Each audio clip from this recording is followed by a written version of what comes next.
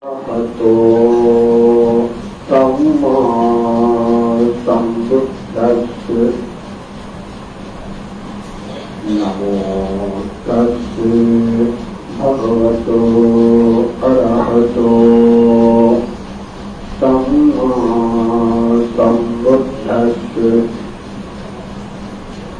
Namo Tassa Bhagavato Arahato Samma Sambuddhassa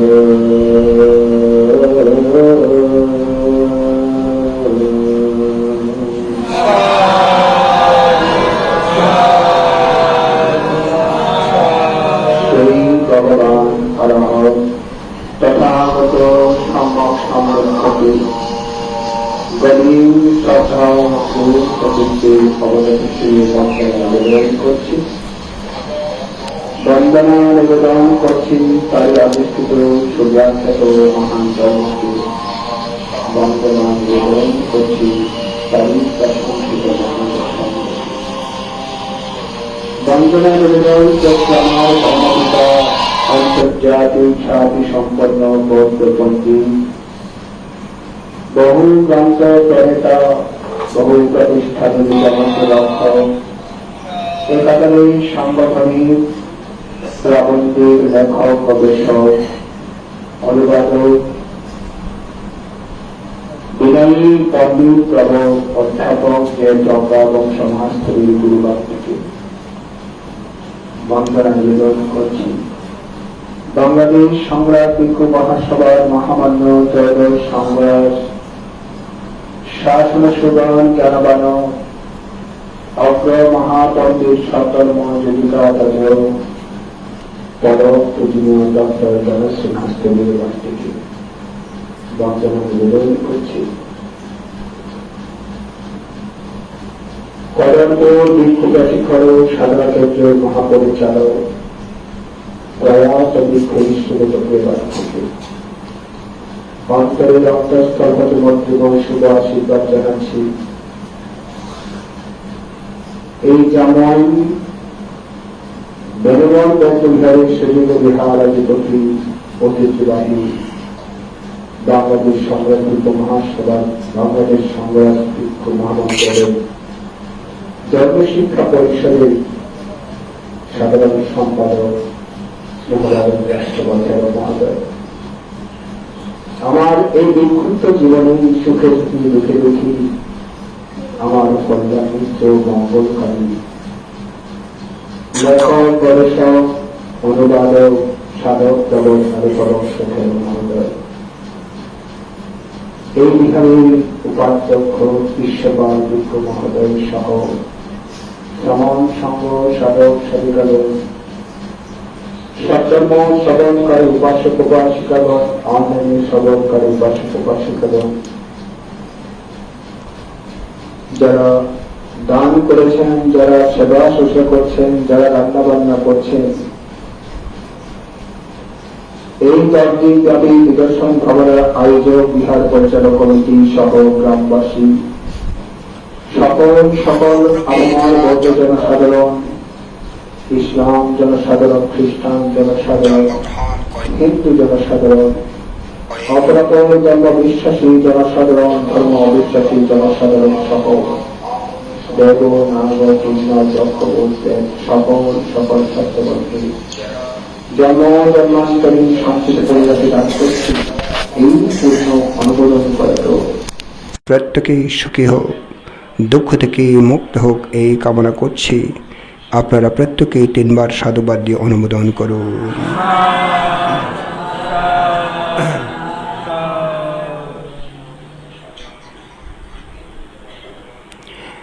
আজ কায় দর্শন 2 দিনে উপনীত হয়েছে, তাই না? 2 দিনে পড়েছে না? হ্যাঁ, এই কায় দর্শনের মধ্যে কি বুঝলেন? প্রথমে আপনাদেরকে বলা হয়েছে আগে পুরো অঙ্গ প্রত্যঙ্গের মধ্যে মন নিয়ে যাবার জন্য, মন চালিত করার জন্য দক্ষতা অর্জন করুন। যখন প্রত্যেক অঙ্গ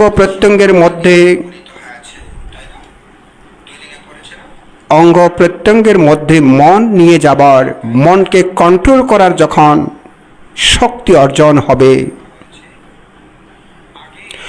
এইটা এখানেই যদি শক্তি অর্জন নাও হয়, ঘরের মধ্যে গেলে সেটা কিন্তু আপনারা অবশ্যই চর্চা করবেন যাতে এভাবে শক্তি অর্জন হয়।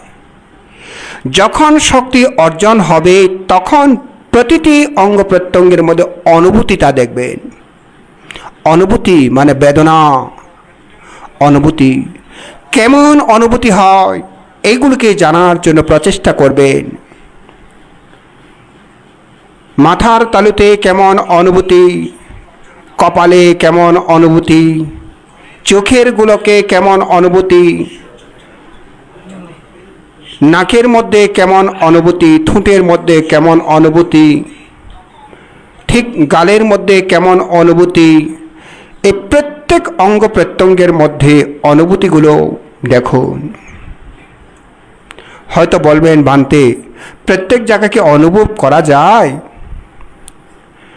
আমি আপনাদেরকে বলবো না অনুভব করা যায় এ কথাও বলবো না, অনুভব করা যায় না এ কথাও বলবো না।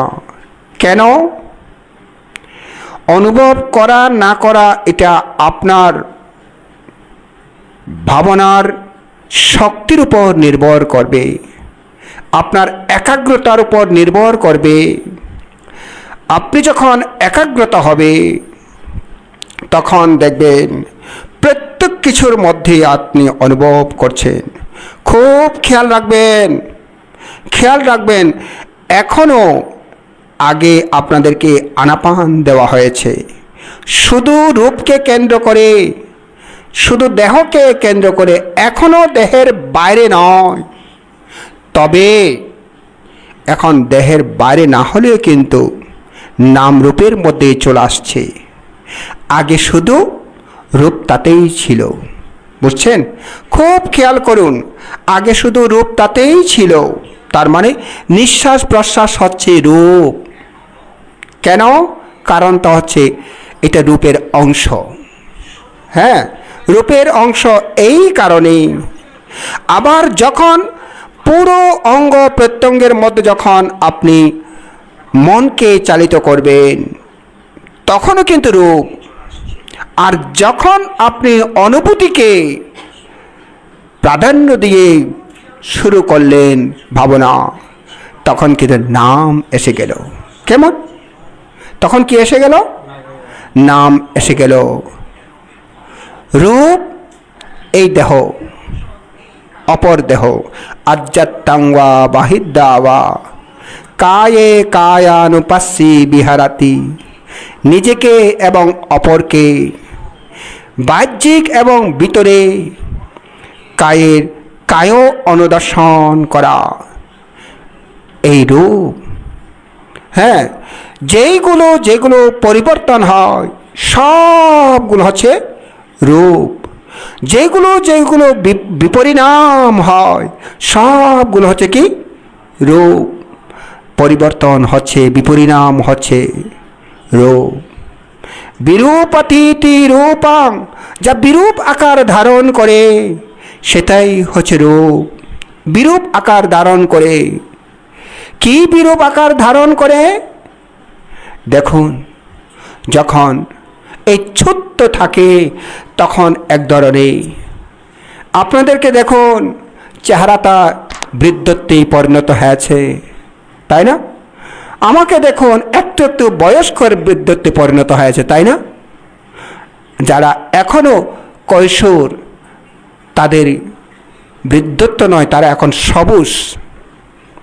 তাদেরকে দেখুন একদিন এই যে হাত এখনো চামড়া টান আছে সেটা আর থাকবে না, পরিবর্তন হবে। চুল কালো ছিল, এখন আস্তে আস্তে পাকনা শুরু করেছে, আর আপনাদের অনেকে পেকে গেছে। এই যে পরিবর্তন, এগুলোর নাম হচ্ছে বিপরিণাম ধর্ম, বিপরিণাম ধর্ম। কেমন? তাহলে এই কোনগুলো? রূপ। কেন রূপ? বিরূপতীতি রূপং, বিরূপ আকার ধারণ করে ভেঙে যায়, এই কারণে এগুলো হচ্ছে রূপ। তাহলে নাম হচ্ছে বেদনা, সংজ্ঞা, সংস্কার, বিজ্ঞান, তাই না? হ্যাঁ, রূপ হচ্ছে রূপস্কন্ধ। রূপস্কন্ধ কি কি? রূপস্কন্ধ কি কি? পৃথিবী, আপ, তেজ, বায়ু। পৃথিবী মানে মাটি, মাটি জল, বায়ু তাপ। এই চারটি আমার এই দেহের মধ্যে চারটি ধাতু আছে। পৃথিবী ধাতু, আপ ধাতু, তেজ ধাতু, বায়ু ধাতু। অর্থাৎ এখানে গুণতার কথা বলা হয়েছে। পৃথিবী মানে পৃথিবী, মাটি মানে মাটি নয়। মাংস কখনো মাটি হতে পারে না, কিন্তু মাটির গুণতা আছে এখানে। মাটির গুণতা আছে কোথায়? মাংসতে মাটির গুণতা আছে, হাড়ের মধ্যে মাটির গুণতা আছে। এই কারণে একে বলা হয় মাটি, মাটির গুণতা। গুণতা কেমন? আপ মানে জল, জল। জল কেন বলে? জল কেন বলে? উপর থেকে ঝর্ণা পড়ে বলে জল, সে থেকে পান করা যায় বলে পানি। কেমন? একেবারে প্রথমে বৃষ্টি পড়ে, বৃষ্টি পড়ে, বৃষ্টিটা কোথায় পড়ে? আপাতত ধরি আমরা পর্বতে বৃষ্টি পড়ছে, নিচেও পড়ে বৃষ্টি, পর্বতে বৃষ্টি পড়ছে, পাহাড় পর্বতে, পাহাড় পর্বতে পুরোদমে বৃষ্টি পড়ে। সেই বৃষ্টিটা আবার নিচে আসে, নিচেই যখন আসে পাহাড় পর্বতের অনেক জায়গা থেকে সেগুলো একত্র হয়, ছোট ছোট ছোট ছোট একত্র হয়। একত্র হতে হতে সেগুলো একটা ধারা যখন হয়, তখন আমরা বলি সেটাকে ছড়া। কেমন? একটা ধারা যখন হয় সেটাকে বলে আমরা ছড়া। এর আগে কি হয়? এর আগে হয় ঝর্ণা। যখন ক্ষুদ্র ক্ষুদ্র ক্ষুদ্র ক্ষুদ্র করে পড়ে, তখন একে বলে, নিচে যখন পাহাড় থেকে নিচে পড়ে সেটা বলে ঝর্ণা। হ্যাঁ, ঝরে ঝরে পড়ে ঝর্ণা। ঝর্ণা থেকে যখন এক সুরে যায় তাকে বলে ছড়া। কয়েকটি ছড়া যখন একত্র হয়ে সেটা একটা বিশাল আকার ধারণ করে তখন বলে নদী। কেমন? তখন বলে নদী। আর সেটা যদি একাধারে একটাই হয়, কোনো শাখা প্রশাখা না থাকে, তখন বলি আমরা নদ। কেমন? এই নদী, নদ, নাল, খাল, বিল সবগুলো একত্র হয়ে গিয়ে পড়ে সাগরে। সাগরে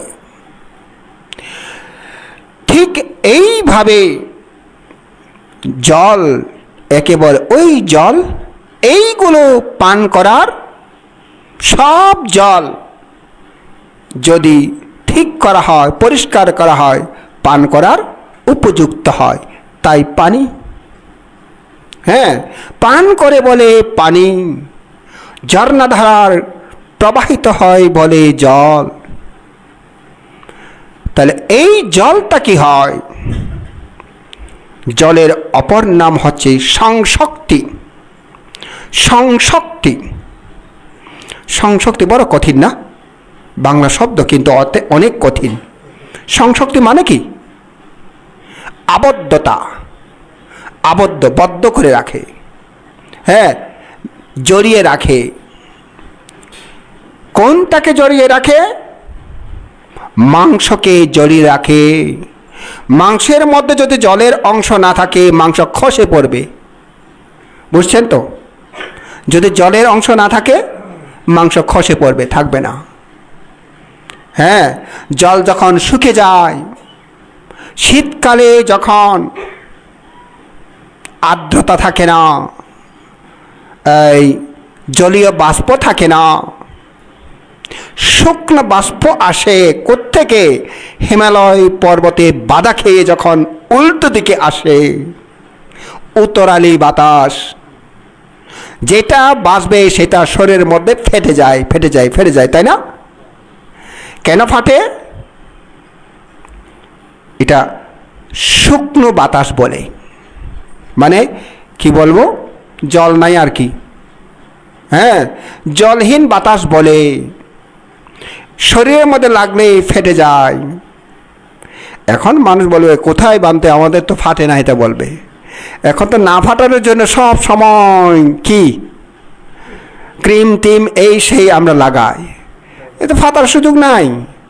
আগের দিনে ফাটতো, আমাদের পাথর থাকতো ওই ফাটাগুলো দলার জন্য, না পাথর থাকতো, পাথর ফাটাগুলো দলার জন্য, হ্যাঁ, অথবা পাকা সিঁড়ির মধ্যে দলি, হ্যাঁ। তো এইগুলো কেন? ওই শুষ্ক বাতাসের কারণে। জল নাই, এই ফেটে যায়, অর্থাৎ জল না থাকলে ফেটে যায়। এই কারণে জলের অপর নাম হচ্ছে সংশক্তি। সংশক্তি মানে হচ্ছে আবদ্ধতা, বদ্ধতা। কেমন? তাহলে এইভাবে একে বলে যেগুলো সংশক্তি, বদ্ধতা করার ক্ষমতা রাখে, সেটাকে বলে জল। সে অংশটা হচ্ছে শরীরের ভিতরে আছে, সে অংশ, সেটা হচ্ছে জল। হ্যাঁ, জল। আমরা চোখে দেখি জল কি কি? রক্ত, রক্তকে আমরা জল বলতে পারি, তাই না? রক্তকে আমরা জল বলতে পারি। চোখের জলকে আমরা জল বলতে পারি। নাকের শিংকে আমরা জলের অংশ বলতে পারি। মুখে থুটুকে আমরা জলের অংশ বলতে পারি। এইভাবে পেশাব, রাস্তা থেকে পেশাব যেতে যায়, সে থেকে জলের অংশ আমরা বলতে পারি। এইগুলো হচ্ছে জলের অংশ। হ্যাঁ, আর যেইগুলো মাটির অংশটা কিভাবে আমরা অনুভব করব? শক্ত এবং নরম। কেমন? শক্ত এবং নরম, এটাকে আমরা মাটির অংশ হিসেবে ধরতে পারি। এটা মাটির গুণতা। মাটির গুণতা হচ্ছে শক্ত এবং নরম, মাটির গুণতা। আর আবদ্ধতা হচ্ছে জলের গুণতা। তারপরে বাতাস তো আমরা জানি না, বাতাস তো আমরা জানি যে শ্বাস প্রশ্বাস, এটা বাতাস, এটা বাতাসের অংশ, বায়ু বাতাসের অংশ। শ্বাস প্রশ্বাস শুধু এখানে বের হয়, এটা গুরু বলে দেখা যায়, স্থূল বলে আমরা অনুভব করতে পারি। স্থূল, সূক্ষ্মগুলো অনুভব করতে পারি না। এই কানের ছিদ্র থেকেও বাতাস বের হয়, এ থেকে আমরা জানি। কানের ছিদ্র থেকেও বাতাস বের হয়, এটা আমরা অনুভব করতে পারি না। এই চোখের কোণা থেকেও বাতাস বের হয়, যেটার দ্বারা কেতু বের হয়। বাতাসের দ্বারা কেতু বের হয়, চোখের কেতু। হ্যাঁ, তাহলে এখানেও আছে বাতাস, বাতাসের অংশ। আর পেশাব বের হলেও এটাও, এখানেও বাতাস থাকে। বাতাস না থাকলে পেশাবটা কি হবে? চাপ সৃষ্টি হবে না। এই কারণে বাতাস যখন আমরা বাতাসের গুণ বুঝবো, তখন চাপ যেটা হয়, এটাকে বলে বাতাসের গুণ। চাপ, চাপ। হ্যাঁ, আমার মনে হচ্ছে যেন চেপে আছে, চেপে ধরে আছে, যখন অনুভব হয় তখন বুঝবেন এটা বায়ুর গুণধাতু। বায়ুর গুণধাতু চেপে ধরে আছে, ভাবতে মনে হয় যেন আমাকে চেপে ধরে আছে। যেটাই চেপে ধরে আছে বলে মনে হয় এটা বায়ুর গুণধাতু। অথবা মাথা ঘুরে, এটা বায়ুর গুণধাতু। হ্যাঁ, বায়ুর গুণধাতু। অনেক সময় কেউ দেহ দুলে, এটা বায়ুর গুণধাতু, বায়ু গুণধাতু। তবে কাউকে আমি দেহ দোলার জন্য উৎসাহিত করব না, বুঝেছেন? দেহ দোলার জন্য কাউকে আমি উৎসাহিত করব না। দেহ দোলার জন্য প্রচেষ্টাও করবেন না। যদি দুলে, এটাকে নিরোধ করার জন্য চেষ্টা করবেন। হ্যাঁ, নিরোধ করার জন্য চেষ্টা করবেন। এগুলো যে কিছু কৌশল আছে, নিরোধ করার কিছু কৌশল আছে। যখন যা হবে তখন দেখা যাবে। তো তারপরে তেজ, এটা তো আমরা জানি তেজধাতু। তেজধাতু মানে আমরা বুঝি কি গরম, গরম বুঝি, কিন্তু তেজধাতু বলা হয়েছে ঠান্ডা এবং গরম। ঠান্ডা লাগলেও তেজধাতু, গরম লাগলেও তেজধাতু। তাহলে তেজধাতুর গুণতা হচ্ছে ঠান্ডা এবং গরম। কেমন? এটা হচ্ছে তেজধাতুর গুণতা। রিক্টার স্কেল প্লাস হলে গরমে যায়, মাইনাস হলে ঠান্ডা হয়, কিন্তু সবগুলো কি ডিগ্রি, এত ডিগ্রি সেলসিয়াস, তাই না? গরম এত এত ডিগ্রি পরে, তারপরে মাইনাস এত ডিগ্রি হয়, সবগুলো তেজধাতুর অংশ। এইগুলো হচ্ছে রূপের অংশ। আর রূপের মধ্যে আশ্রয় নামের অংশ, সেটা হচ্ছে বেদনা, সংজ্ঞা, সংস্কার, বিজ্ঞান। বেদনা যেহেতু বলেছে, বেদনার মধ্যে কি সংজ্ঞা আছে নাকি নাই? সংজ্ঞাও থাকবে। যেখানে নামের স্কন্ধ এসে গেছে সংজ্ঞাও থাকবে। তাহলে সংস্কার কি থাকবে? হ্যাঁ, সংস্কারও থাকবে। বিজ্ঞান কি থাকবে? হ্যাঁ, বিজ্ঞানও থাকবে। তাহলে বেদনা, সংজ্ঞা, সংস্কার, বিজ্ঞান। তাহলে এখন বেদনাকে প্রাধান্য দিয়ে যেতে হয়, সেটা হচ্ছে বেদনা। সংজ্ঞাকে প্রাধান্য দিয়ে যেতে হয়, সেটা হচ্ছে সংজ্ঞা। সংস্কারকে প্রাধান্য দিয়ে যেতে হয়, সেটা হচ্ছে সংস্কার। বিজ্ঞানকে প্রাধান্য দিয়ে যেতে হয়, সেটা হচ্ছে বিজ্ঞান। হ্যাঁ, সেটা হচ্ছে বিজ্ঞান। এটা সারাংশ বলছি, সেটা হচ্ছে বিজ্ঞান।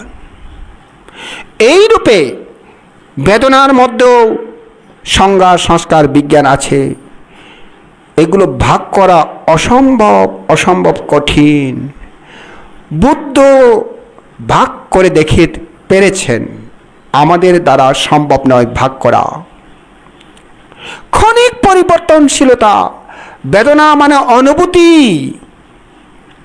অনুভূতি। সংজ্ঞা মানে কি? পরিচিতি। সংজ্ঞা মানে পরিচিতি। বেদনা মানে অনুভূতি, সংজ্ঞা মানে পরিচিতি। সংস্কার মানে অভ্যাস, যেটা অতীতের যেগুলো করে সেগুলো সংস্কারে পরিণত হয়, বর্তমানে যেগুলো করে সেগুলো ভবিষ্যতে অভ্যাসে পরিণত হয়। কেমন? অভ্যাসে পরিণত হয়। এই কারণে বলছি অভ্যাস করুন, অভ্যাস করুন, অভ্যাস করুন।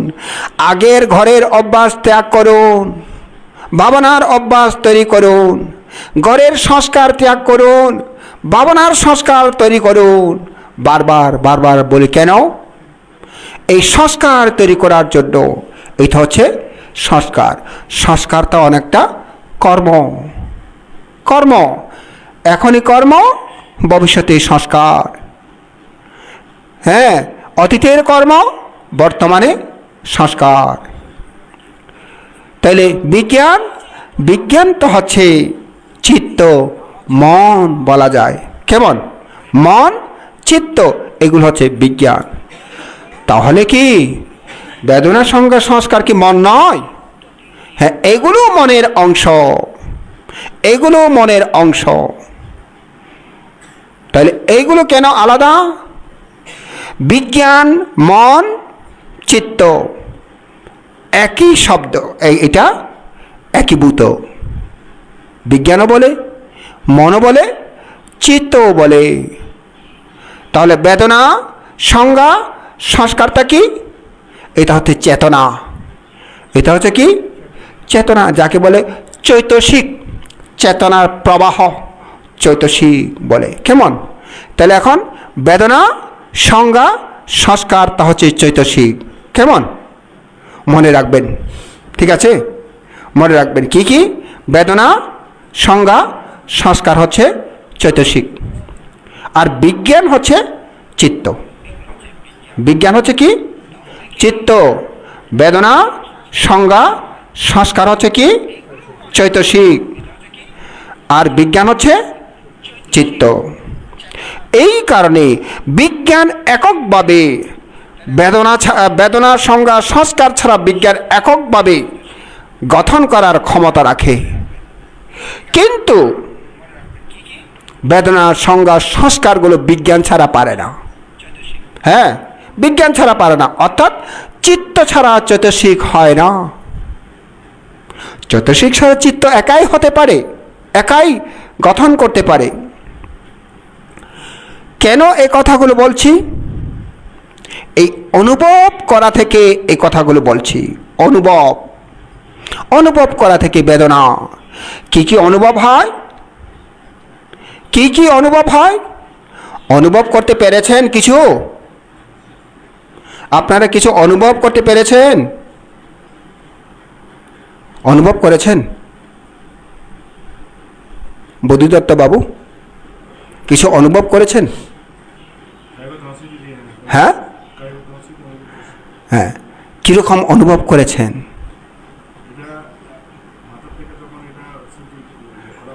হ্যাঁ,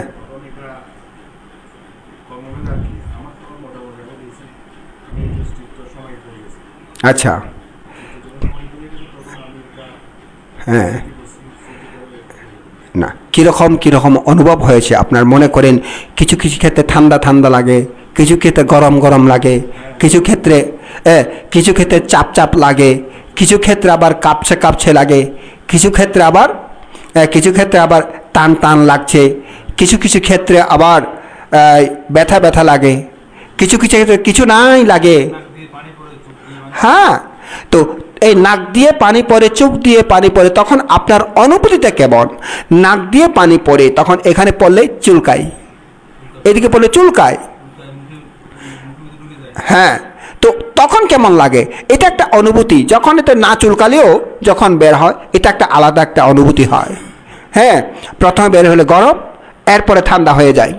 এই অনুভূতিগুলো পুঙ্খানুপুঙ্খ জানা। কেমন? এই অনুভূতিগুলো পুঙ্খানুপুঙ্খ জানা। অনুভূতিগুলো একেবারে প্রত্যেক অনুভূতিটাকে যেন বাগ বাগ বাগ বাগ বাগ বাগ করতে পারি। প্রত্যেক অনুভূতি। রূপস্কন্ধ, আগে রূপস্কন্ধ করলেন, এখন নামস্কন্ধ করলেন। কেমন? তাহলে এখন একটা একটা দেখা মানে রূপস্কন্ধ, অনুভূতি করা মানে নামস্কন্ধ। প্রথমে কি করেছে? শুধু রূপস্কন্ধ, এখন কি হয়েছে? রূপ ও নামস্কন্ধ। কেমন? রূপ ও নামস্কন্ধ। দেখুন, এটাই হচ্ছে ভাবনার নিয়ম। এটাই হচ্ছে ভাবনার নিয়ম। রূপ সম্পর্কে আপনার অনভিজ্ঞ, ভাবনা উন্নত করতে পারবেন না। নাম সম্পর্কে আপনার অনভিজ্ঞ, ভাবনা উন্নতি করতে পারবেন না। বুঝেছেন? এই দুটি সম্পর্কে আপনার কিছু না কিছু অভিজ্ঞতা অর্জন করতে হবে। এই কারণে এখন এই বেদনাগুলোকে যখন প্রকারভেদ, বেদনার প্রকারভেদ যখন জানে, ঠান্ডা লাগলে ঠান্ডা, গরম লাগলে গরম, ব্যথা লাগলে ব্যথা, ব্যথা না লাগলে ব্যথা নাই বলে জানে, চাপ চাপ লাগলে চাপ চাপ লাগছে, আবার কাঁপলে কাঁপছে, চুলকালে চুলকাচ্ছে, বিড়বিড় করলে বিড়বিড় করছে। হ্যাঁ, এইভাবে প্রত্যেক কিছুকে একেবারেই পুঙ্খানুপুঙ্খ রূপে দেখা, অনুভব করা, একে বলে বেদনা। একে কি বলে? বেদনা। বেদনা সবগুলোকে বলে বেদনা। আর এই বেদনাটা অনেক সময় আপনার ব্যথা হচ্ছে তা ব্যথা, কিন্তু আপনার ভালো লাগছে। এরকম কি হয়? ব্যথা হচ্ছে কিন্তু ভালো লাগছে, এটা এরকম কি হয়? দেখুন, এরকম হয়। আপনার ব্যথা হচ্ছে কিন্তু আপনার ভালো লাগছে। ব্যথা নাই, কিছু নাই, কিন্তু আপনার খারাপ লাগছে। তাই না? এরকম হয় না? ব্যথা নাই, কিছু নাই, কিন্তু আপনার খারাপ লাগছে। এই কারণে এখানে বেদনাকে জানতে হবে। যেই রকম হোক না কেন, ভালো লাগলে সুখ বেদনা, খারাপ লাগলে দুঃখ বেদনা। ভালো লাগলে কি বেদনা? সুখ বেদনা। খারাপ লাগলে দুঃখ বেদনা। আপনি সুন্দর করে বসুন, এইভাবে বসে দেশনা শোনা উচিত না। হ্যাঁ,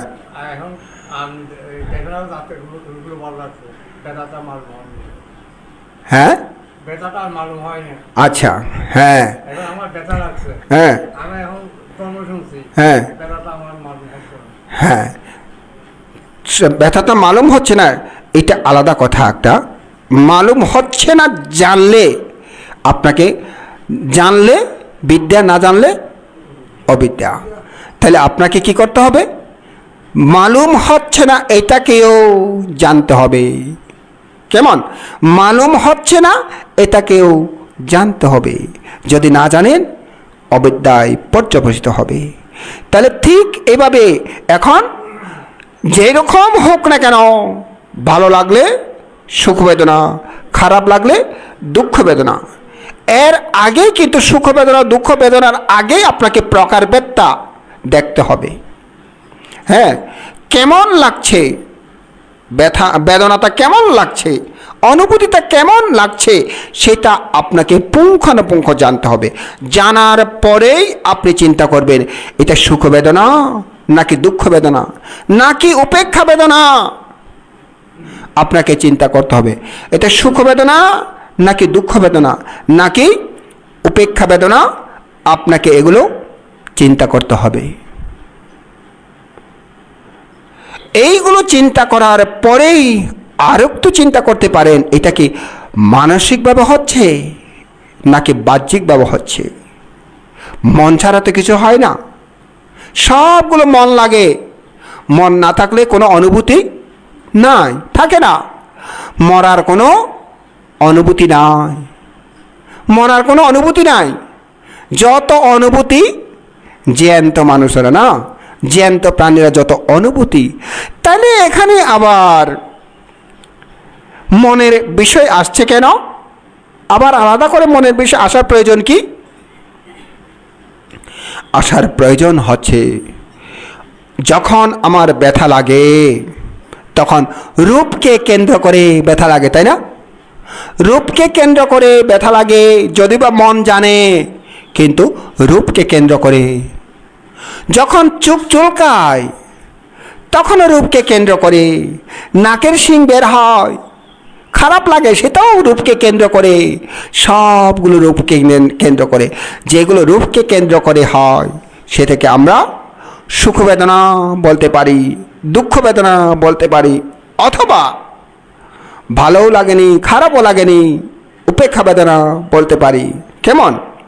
কিন্তু যখন মনকে কেন্দ্র করে হয়, তখন ভালো লাগলে সৌমনস্য বেদনা, খারাপ লাগলে দৌর্মনস্য বেদনা। যখন মনকে কেন্দ্র করে হয়, ওই যে আনাপানের মধ্যে রূপকে কেন্দ্র করে আছে, মনকে কেন্দ্র করে আছে না, কায়কে কেন্দ্র করে, আবার চিত্তকে কেন্দ্র করে। কেমন? ঠিক তদ্রূপভাবে এখানেও যখন মনকে কেন্দ্র করে বেদনা উৎপন্ন হয়, সুখ বেদনা, দুঃখ বেদনা, উপেক্ষা বেদনা উৎপন্ন হয়, তখন কিন্তু দৌর্মনস্য সৌমনস্য হয়ে যাবে। তাই এখন প্রতিটি মুহূর্তে প্রত্যেক অঙ্গ প্রত্যঙ্গের মধ্যে যখন একটা একটা একটা একটা একটা নিয়ে যেতে পারে, মনকে নিয়ে যেতে পারে, যত নিয়ে যেতে পারবে তত আপনার মনকে আপনি কন্ট্রোল করতে পারছেন। যত আপনি নিয়ে যেতে পারবেন ততই কন্ট্রোল করতে পারছেন। যদি এভাবে নিয়ে যেতে না পারেন, তার মানে মনে করবেন এখনো আপনার মনের কন্ট্রোল হয়নি। হ্যাঁ, নিজের মনের কন্ট্রোল হয়নি। হ্যাঁ, কন্ট্রোল মানে কি? আয়ত্ত করা, অর্থাৎ আপনি মনকে বশে আনতে পারেনি। এখনো আপনার মনকে আপনি আয়ত্তে আনতে পারেনি, আয়ত্তে আনতে পারেনি। কখন থেকে শুরু করছি, চেষ্টা করছি? আনাপান থেকে চেষ্টা করছি, আনাপান থেকে চেষ্টা করছি মনকে আয়ত্ত করার জন্য। শুধু একটাকে কেন্দ্র করে মনকে চেষ্টা করেছি নিয়ন্ত্রণ করার জন্য। যখন এটার চাইতে আরও এই শরীর দর্শনটা আরও বেশি মনকে নিয়ন্ত্রণ করতে পারে। কেন? আনাপানের মধ্যে যেহেতু একটাকে কেন্দ্র করে হয়, সেখানে অনেক সময় মন চলে যায়, মনের কাজ বেশি নাই তো, এক জায়গায় কাজ, সে কারণে। কিন্তু শরীর দর্শনের মধ্যে সমস্ত জায়গা হওয়ার কারণে নিয়ে যেতে যেতে যেতে যেতে এখানে সময়টা ফাঁক থাকার সুযোগ থাকে না, ফাঁক থাকার সুযোগ থাকে না। এই কারণে একাগ্রতা হবার সুযোগটা থাকে, মনকে নিয়ন্ত্রণ করার সুযোগটা থাকে। ব্রেনকে কখনো নিয়ন্ত্রণ করা যায় না, নিয়ন্ত্রণ করার শক্তিও নাই কারো ব্রেনকে, অর্থাৎ মনকে। এই কারণে মনের অপর নাম হচ্ছে দূরগামী, দুরন্তপনা, দূরগামী। আর কি? মনের অপর নাম হচ্ছে স্পন্দন, ফান্দানাং চাপালাং চিত্তাং। মনের অপর নাম হচ্ছে স্পন্দন।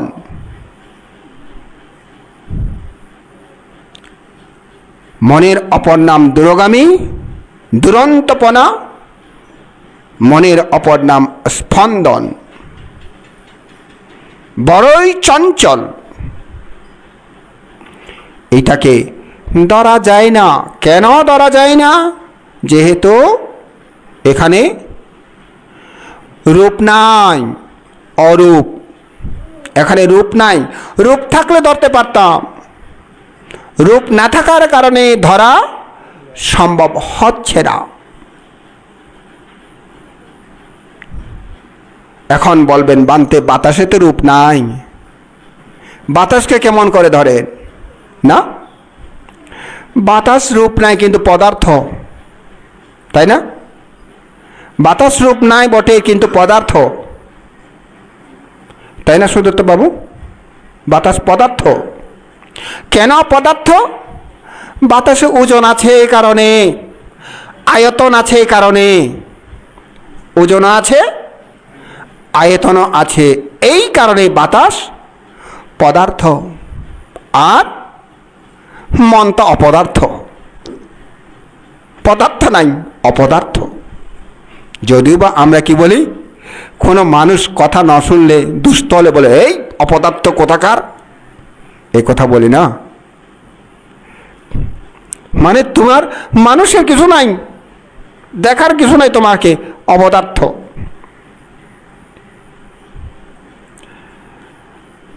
তাইলে এই মনকে ধরার জন্য এই কারণে আগে কি করতে হয়? কন্ট্রোল করার জন্য আগে এই চিত্ত যেখানেই যায় সেটাকে দেখতে হয়। এই দেখার আগেই আপনাকে নির্দিষ্ট করতে হয় কোথায় কোথায় কোথায় কোথায় কোথায় কোথায় যাবেন, নির্দিষ্ট করতে হয়। যে রূপে একজন তীর্থযাত্রী আগে এখান থেকে নির্দিষ্ট করে আপনি কোথায় কোথায় কোথায় যাবেন, কেমন? ঠিক তদ্রূপভাবে মনকে নিয়ন্ত্রণ করার জন্য আগে কোথায় কোথায় কোথায় আমি করবো এটা ঠিক করতে হয়।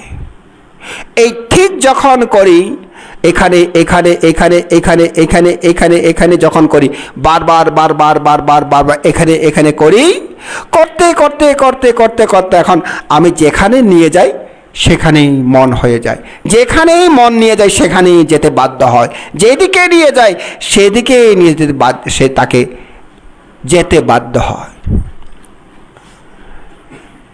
বারবার বারবার বারবার করার কারণে বাধ্য হয়ে মন আপনার করায়ত্তে আসে। এই কারণে বলছে আগে রূপকে জানো, তারপর নামকে জানো। রূপকে না জানলে মনকে জানা, নামকে জানা সম্ভব নয়। তাই আগে রূপকে জানো। এই কারণে বুদ্ধ বলছেন মনকে সংযত করার প্রধান উপায় হচ্ছে আগে কায়কে সংযত করা। মনকে সংযত করার প্রধান উপায় কি? কায়কে সংযত করা। কালকে বলেছিলাম মনে হয়, অস্বচ্ছ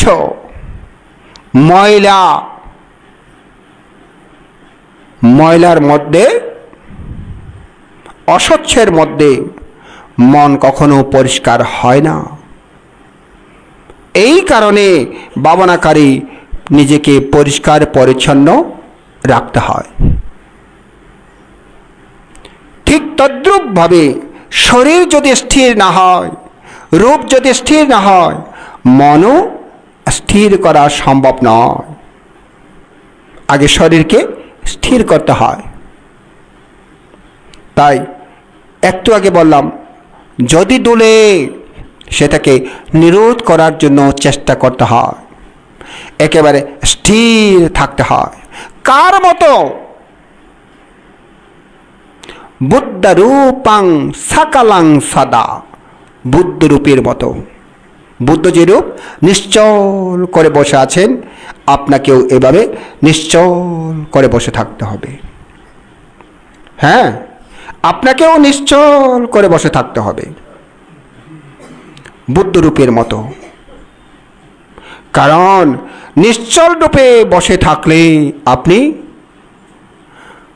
বুদ্ধ প্রতিবিম্ব প্রতিস্থাপন করতে পারবেন। বুঝেছেন? বুদ্ধ প্রতিবিম্ব কোথায়? নিজের মধ্যে। নিজের মধ্যে বুদ্ধ প্রতিবিম্ব। এটা তো ত্রিপিটক শাস্ত্রের কথা না, তাই না? শুনেছেন কি? হ্যাঁ, যিনি বুদ্ধ প্রতিবিম্ব প্রতিষ্ঠা করেন, যিনি বুদ্ধিবৃক্ষ রোপণ করেন, ভবিষ্যতে অবশ্যই অবশ্যই তিনি বুদ্ধ হবেন। এই কারণে বুদ্ধ প্রতিষ্ঠা, বুদ্ধ প্রতিবিম্বের ন্যায় প্রতিষ্ঠা করতে হবে। আগে কোথায়? আগে বাহ্যিক। এইগুলো একটা নিয়ম আছে।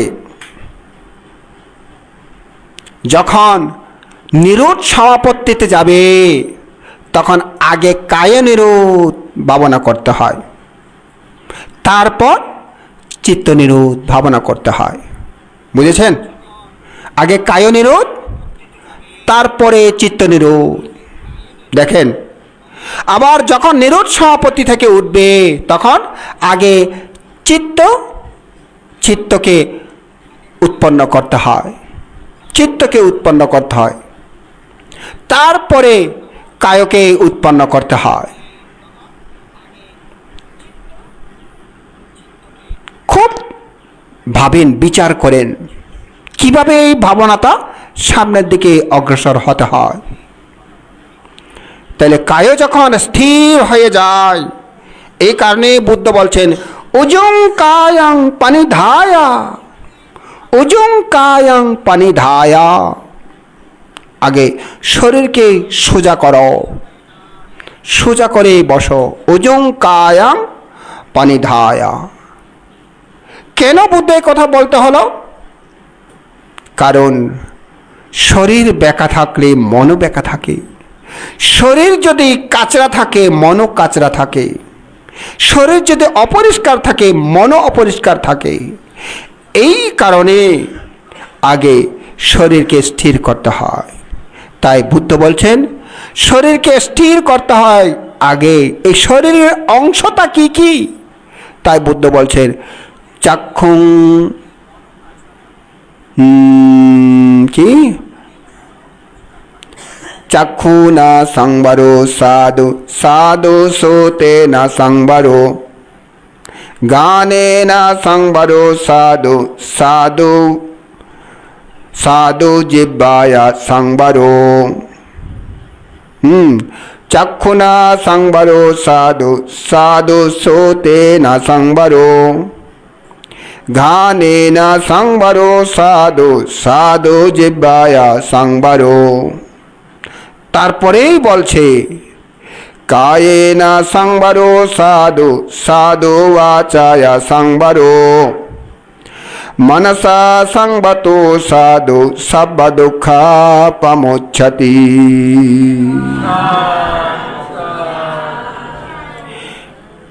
এই কায়কে সংযত করার জন্য আগে চক্ষুকে সংযত করো বলছে, আগে চোখকে সংযত করো, তারপর কানকে সংযত করো, তারপর নাককে সংযত করো, তারপর জিহ্বাকে সংযত করো, তারপর বলছে কায়কে সংযত করো, বাক্যকে সংযত করো।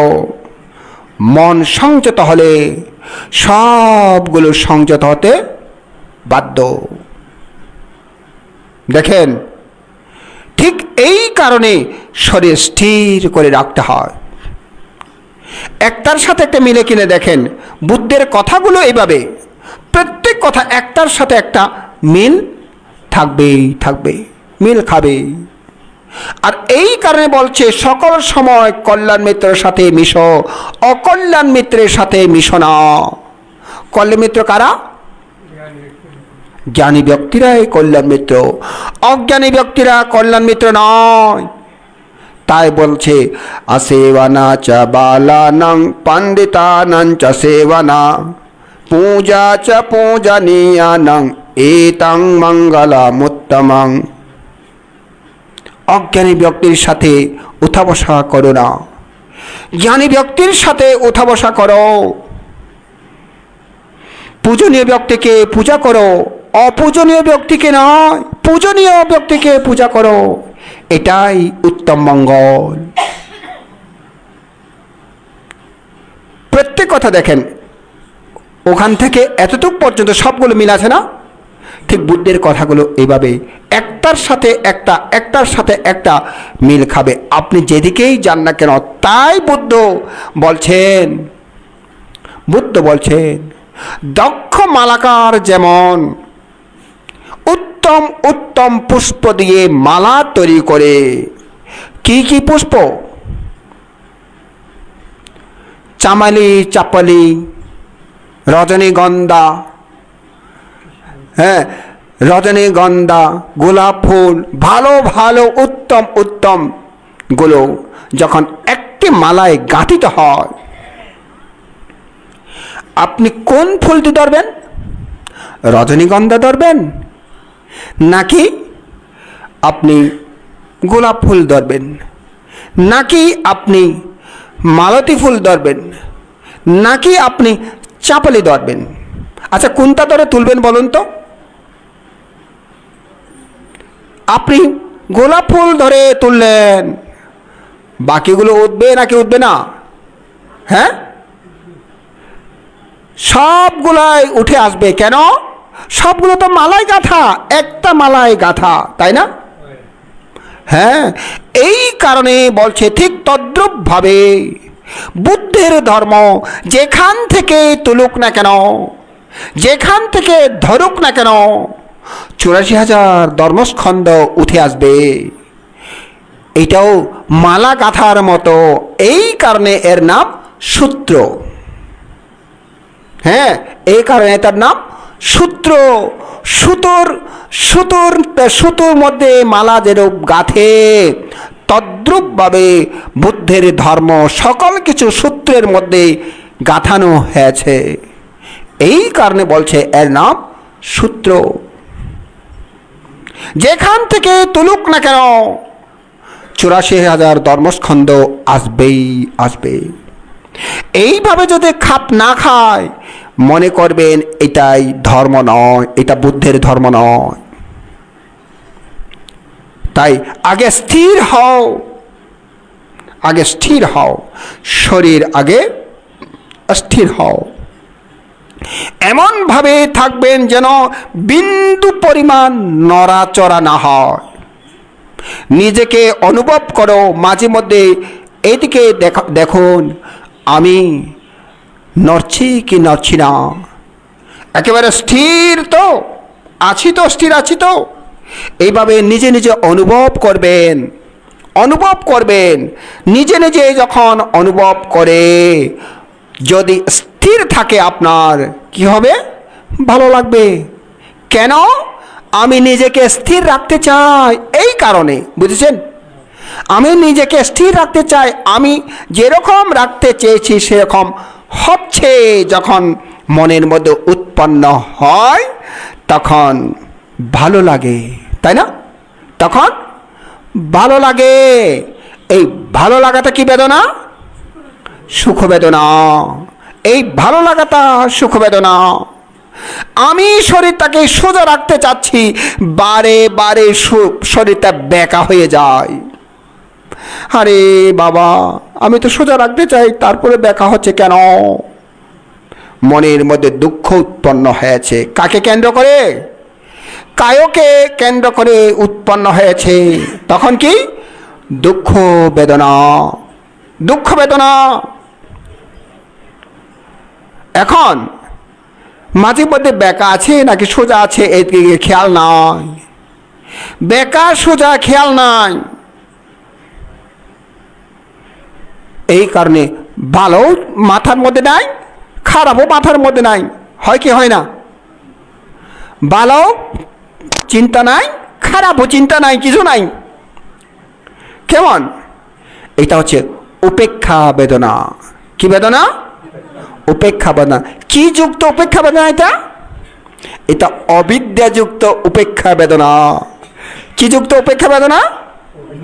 অবিদ্যাযুক্ত উপেক্ষা বেদনা। বুঝেছেন? এই অবিদ্যাযুক্ত উপেক্ষা বেদনা, মোহযুক্ত উপেক্ষা বেদনা। মাঝে মধ্যে আপনারা যখন আমাকে বলবেন, যখন রিপোর্ট দেবেন, আমরা বুঝি, বলার সাথে সাথে বুঝি, যদিও বা নিজেরা আপনারা বুঝতে পারেন না। ভান্তে এরকমভাবে হচ্ছে, তখনই বুঝতে পারছে এই মানুষটা তন্দ্রা আছে। এই মানুষটা তন্দ্রা আছে, কিন্তু সে বুঝতে পারে না তন্দ্রা আছে। কেন বুঝতে পারে না? কারণ মানুষ কথা শুনে, সবগুলো শুনে, কিন্তু সে ভিতরে ভিতরে তন্দ্রা আছে। সে জানে না তন্দ্রা আছে, সে জানে না। আরাম লাগে, তাকে বলতে হয় ও বা এন ওইবার আগে দেখ না, আরাম আরাম লাগে না, হয়তো ওই বানতে আরাম লাগে, ভালো লাগে না, ওই ভালো লাগে। তখন কত দুঃখী গেলাম গো খড়ে, আপনি শুন করে সুরঙ্গের মধ্যে দুঃখী গেলাম গো, কি সুন্দর, বারে বা। এটা আসলে কি? ধ্যানে আলম্বন নয়, বুঝেছেন? এটা ধ্যান আলম্বন নয়। এটা কি আলম্বন? তন্দ্রা আলম্বন। হ্যাঁ, এটা কি আলম্বন? তন্দ্রা আলম্বন। আবার তন্দ্রা আলম্বন থেকে মোহালম্বন হয়, মোহের আলম্বন হয়। কারণ তন্দ্রার মধ্যে যখন সেখানে পড়ে, সেখানে মোহ ঢুকে যায়।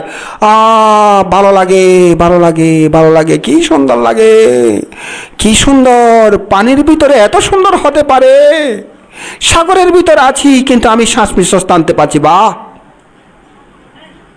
হ্যাঁ, আচ্ছা, এরকম হয় কখনো কি মনের মধ্যে ভেবে আসে? হ্যাঁ, কখনো মনের মধ্যে আসে আমি পানির ভিতরে আছি কিন্তু শ্বাস প্রশ্বাস কেমন করে টানতে পারছি? মনের মধ্যে আসে কি? সহজে আসে না। খুব কচিত মানুষের মনের মধ্যে আসে এগুলো, বুঝছেন? কচিত মানুষের মনের মধ্যে আসে, অর্থাৎ যাদের চিত্ত মোটামুটি জাগ্রত হবার প্রচেষ্টাশীল, তাদের মনের মধ্যে হয়। তাদেরও মোহ পেয়ে বসে, কিন্তু হয়। অনেক সময় কি জানেন, স্বপ্ন দেখছি, রাত্রে ঘুমের মধ্যে স্বপ্ন দেখছি, আবার চিন্তা করছি এটা কি স্বপ্ন নাকি বাস্তব। স্বপ্নের মধ্যে চিন্তা করছি এটা কি স্বপ্ন নাকি বাস্তব। কখনো হয়েছে এরকম? স্বপ্নের মধ্যে সেখানেও ভাবছি এটা স্বপ্ন নাকি বাস্তব, এরকম হয়। তো অনেক সময় যারা এই সম্পর্কে অভিজ্ঞ নয়, তারা জানে না, এই সম্পর্কে অভিজ্ঞ নয়, তারা জানে না। আপনারা কেউ হুমায়ুন আহমেদের হিমুর বই পড়েছেন? হুমায়ুন আহমেদের হিমুর বই পড়েছেন? এখানে সবাই শিক্ষিত আছে না? আপনারা পড়েছেন? তোমরা পড়েছো? পড়ে নাই? হেই পড়বা, বুঝছো? তাইলে বুঝতে পারবে, কারণ এইগুলো সাইকোলজি নিয়ে লেখা, এগুলো সাইকোলজি নিয়ে লেখা। তো এইভাবে চিন্তা করতে হয়, সাইকোলজি। তারপরে আরেকটা হচ্ছে মিসির আলী, এটাও সাইকোলজি নিয়ে লেখা। হ্যাঁ, এইগুলো পড়া উচিত। তারপরে ইচ্ছা হলে জাফর ইকবালের কিছু বিজ্ঞান, ছোটদের বিজ্ঞান এরকম বই আছে, সেগুলো গল্প আকারে সেগুলো পড়তে পারো, খুব সুন্দর, বুঝলে কিন্তু খুব ভালো লাগবে। এইগুলো যদি বুঝে এখানে কাজে লাগবে। হ্যাঁ, বিজ্ঞান যত উন্নতি হবে, প্রযুক্তি যত উন্নত হবে, তত বুদ্ধের ধর্মকে আরও প্রসারিত করা যাবে, তত বুদ্ধের ধর্মকে আরও প্রসারিত করা যায়। অনেক সময় আমরা অনুভূতি তো না, যে ভাবনা করে না তার অনুভূতি হয় না কখনো, তিনি বুঝতে পারেন না কখনো। যখন এই বিজ্ঞানের সাথে যখন তুলনা করে যখন উদাহরণ দেয়, তখন তার বোঝার সহজ হয়ে যায়। হ্যাঁ, তো এই কারণে এখানে তন্দ্রা আলস্য পেয়ে বসে, অনেকে বলে বানতে বসে আছি আমি, তন্দ্রা নাই তো, আমি জুড়ি না তো, কিন্তু ধাক্কা মারে, হঠাৎ করে ধাক্কা মারে, বলে জুড়ি না তো, জুড়ি না, সেটা তো আপনার রিপোর্টেই বলে দিচ্ছে আপনি জুড়ছেন, কিন্তু আপনি জানেন না, আপনি নিজেই জানেন না আপনি জুড়ছেন কিনা, কারণ কানেও শুনছি, বুঝতেও পারছি, কিন্তু জুড়ছি। তাহলে এখন বলবো কি, ও ধাক্কা মারার আগে কি ভালো লাগে, আরাম লাগে? তখন কিন্তু শ্বাস প্রশ্বাস করতে ইচ্ছা হয় না, অঙ্গ প্রত্যঙ্গ দেখতে ইচ্ছা হয় না, কিন্তু ভালো লাগে, বসে থাকতে ভালো লাগে। হ্যাঁ, সোজা হয়ে বসে থাকতে ভালো লাগে। তখন সোজা, যারা সোজা অভ্যাস হয় তারা সোজা হয়ে বসে থাকতে ভালো লাগে। এভাবে মানুষের কথাও শুনে, পায়ের শব্দ সবগুলো শুনে, কিন্তু তন্দ্রা এত সূক্ষ্মভাবে তন্দ্রা আসে, সেই বুঝতে পারে না। এই তন্দ্রা আসার কারণে হঠাৎ করে, কারণ সে তো ভাবনা করছে, একটা সচেতন মন আছে, এই কারণে সচেতন মন যখন আসে ধাক্কা খায়। হ্যাঁ, ধাক্কা খায়। তো এইভাবে যখন যেটা হোক না কেন, যখন ভালো লাগে তখন যদি জানে, আরাম লাগে তখন যদি ভাবনাকারী জানে, এটা সুখ বেদনা। এটা কি বেদনা? সুখ বেদনা। সুখ বেদনা, এটা সুখ বেদনা, ভালো করে যদি দেখে সুখ বেদনা, সুখ বেদনা, সুখ বেদনা, তখন এই সুখ বেদনা মনে মনে সুখ বেদনা দিকে দেখে সুখ বেদনা, সুখ বেদনা, সুখ বেদনা, মনের মধ্যে মনে মনে এভাবে জপ করে সুখ বেদনা, সুখ বেদনা, সুখ বেদনা, তখন দেখবেন আপনার তন্দ্রা চলে গেছে, তন্দ্রা চলে গেছে। কেন? স্মৃতি থাকার কারণে, অবিরত স্মৃতি থাকার কারণে তন্দ্রা আসতে পারেনি, তন্দ্রা আসতে পারেনি। কারণ স্মৃতি থাকা মানে সম্প্রজ্ঞান থাকা, সম্প্রজ্ঞান থাকা মানে স্মৃতি থাকা। সম্প্রজ্ঞান না থাকলে স্মৃতি থাকে না, স্মৃতি না থাকলে সম্প্রজ্ঞান থাকে না। সম্প্রজ্ঞান তো বুঝেন না? সচেতন, সচেতন। হ্যাঁ, আপনি যদি অ্যালার্ট থাকেন তাহলে স্মৃতি রাখতে পারবেন, অ্যালার্ট না থাকলে স্মৃতি রাখতে পারি না। মাঝে মধ্যে আমরাও সূত্র বলতে বলতে মন অন্যদিকে চলে যায়, তখন সূত্রের পদ হারিয়ে যায়। হ্যাঁ, সূত্রের পদ হারিয়ে যায়। হ্যাঁ, দেখবেন অনেক সময় এরকম হয়। আর বুড়াদের তো হয়ে যায়, কারণ যেহেতু স্মৃতি এটা নড়ে বড়ে হয়ে গেছে, সেহেতু হারিয়ে যায়। কোথায় বলছি হারিয়ে যায়। হ্যাঁ, স্মরণ শক্তি কমে যায়। কেন? কারণ তখন অ্যালার্টনেস সেটা থাকে না, অ্যাওয়ারনেস সেটা থাকে না। হ্যাঁ, এই কারণে সম্প্রজ্ঞান, সচেতন, এই সচেতনতা থাকলে স্মৃতি থাকবে, সচেতনতা না থাকলে স্মৃতি থাকবে না। আর স্মৃতি যখন থাকে তখন সচেতনতা থাকবেই থাকবে। এই কারণে সচেতনতা থাকার কারণে, সচেতনতা রাখার জন্য আগেই বলা হচ্ছে সাম্মা বায়ামু। হ্যাঁ, সচেতনতা রাখার কারণে আগে বলা হয়, স্মৃতির আগে বলা হয়েছে কি? সাম্মা বায়াম, সম্যক ব্যায়াম আগে বলা হয়েছে। দেখেন, সম্যক ব্যায়াম, এই ব্যায়াম মানে কি? এক্সারসাইজ, ঠিক আছে না? এক্সারসাইজ বলে না সুরত বাবু? হ্যাঁ, এক্সারসাইজ।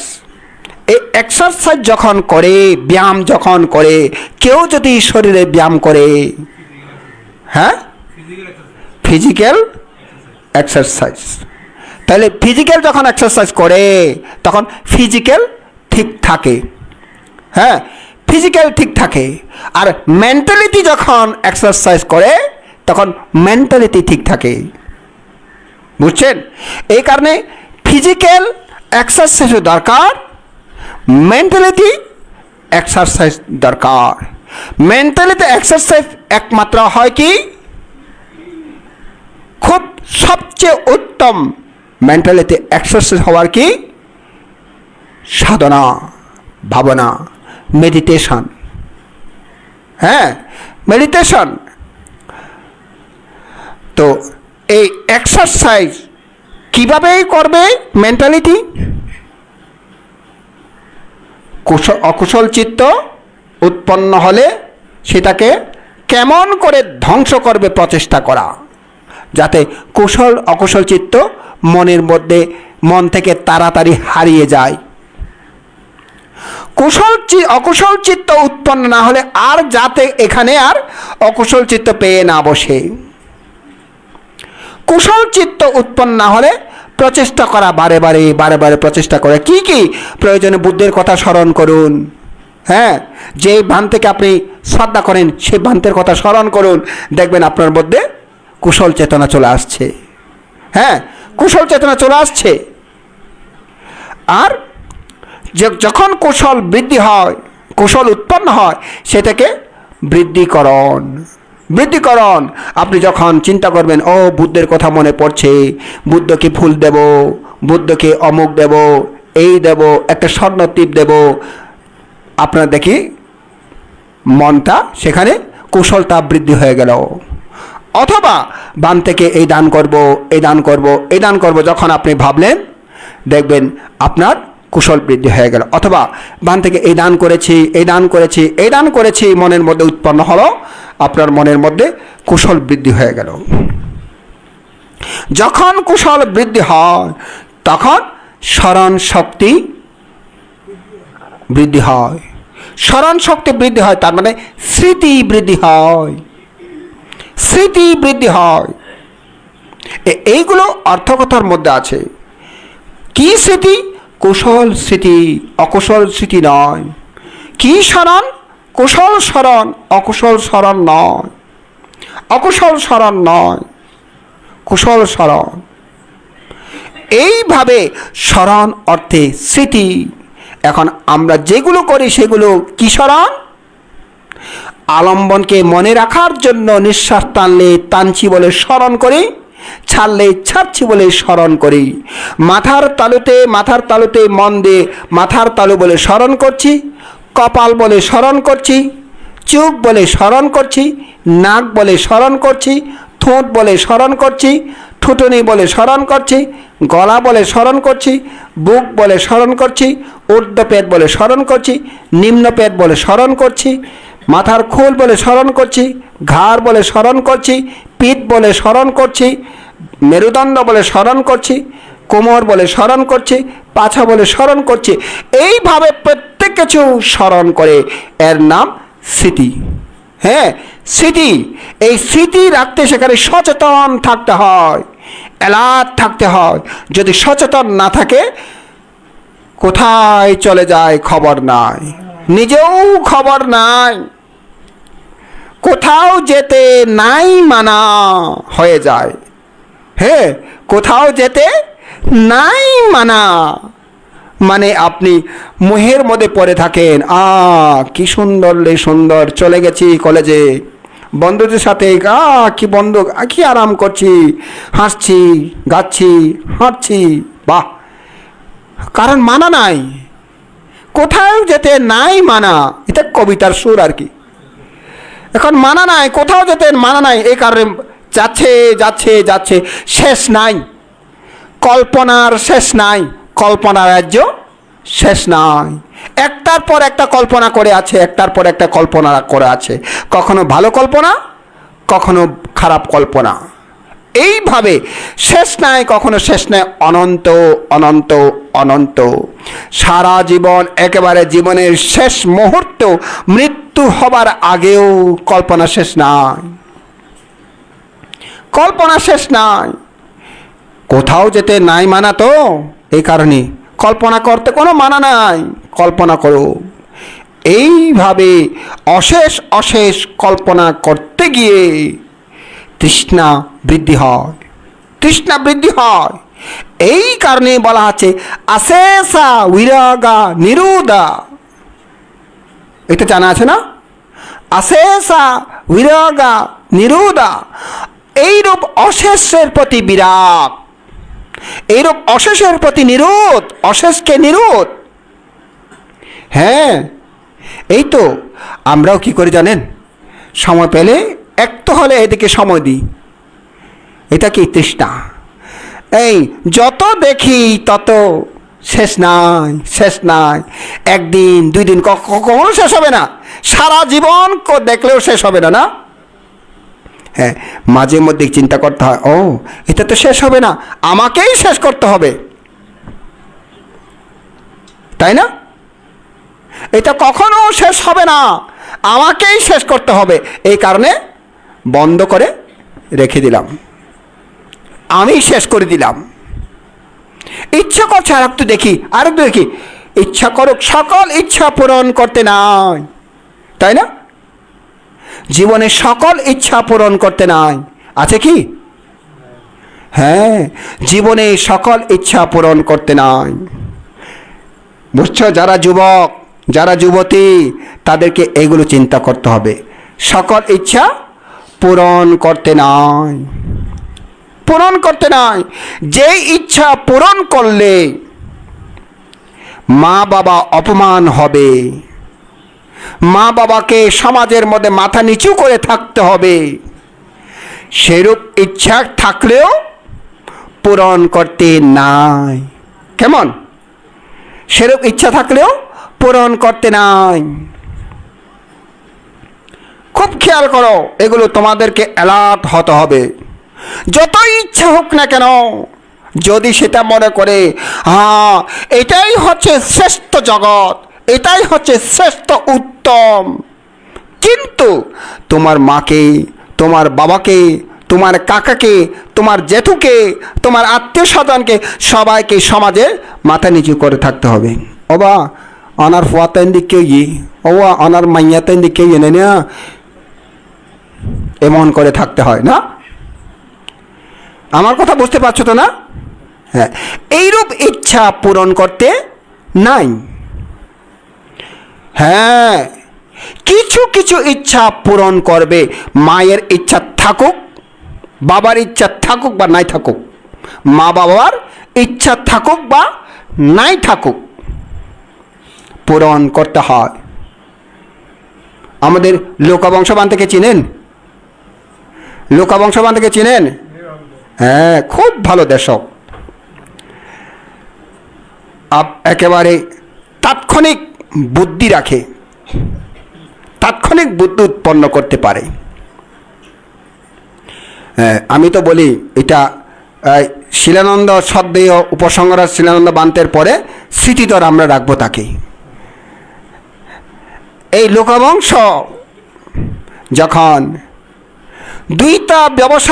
দুইটা দোকান ফেলে আসছে ভাইকে দিয়ে, বড় ভাইকে নিয়ে যখন ফেলে আসছে, মা জানে আমার সক্ষম ছেলে হচ্ছে ইনি, নিজেই কষ্ট করে চাকরি করে আবার নিজে দোকান দিয়ে একটা নয় দুইটা দোকান দিয়েছে, নিজে উদ্যোক্তা হয়ে এখন টাকা কামাচ্ছে এই ছেলেটা, সেই প্রব্রজিতের চলে আসছে। মা তো বড়ই অসন্তুষ্ট ছেলের প্রতি। হ্যাঁ, তুমি যাইবা আরে মারিয়ে নে আসছ না, আরে মারি ফেলে না আসছ না, আরে না মারি আসছ যে কিল্লাই। দেখেন, কিন্তু আজকে লোকবংশর মা যেখানেই সেখানেই সম্মান পায়।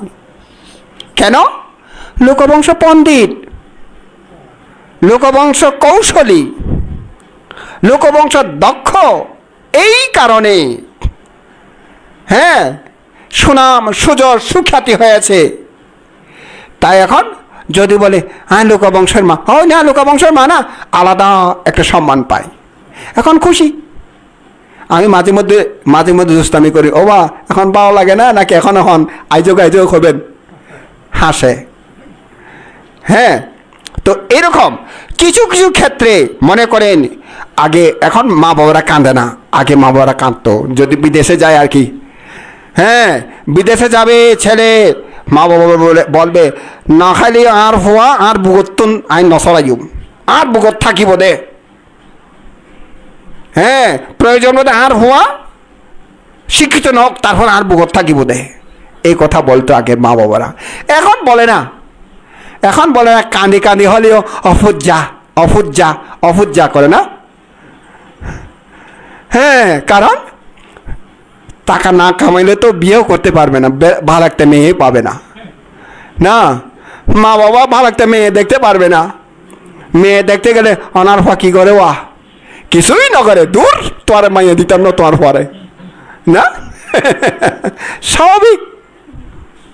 এখন কান্না করেন, কান্না করলেও কিন্তু মনে কিন্তু ধরে না, তারপরে বলে বাবা যাও না, উন্নতি হবার জন্য। এই কিছু কিছু ক্ষেত্রে মা বাবা ইচ্ছা নাই, কিন্তু আমাকে ভবিষ্যৎ গড়তে হবে, তাইলে অনিচ্ছা সত্ত্বেও যেতে হবে। কেন?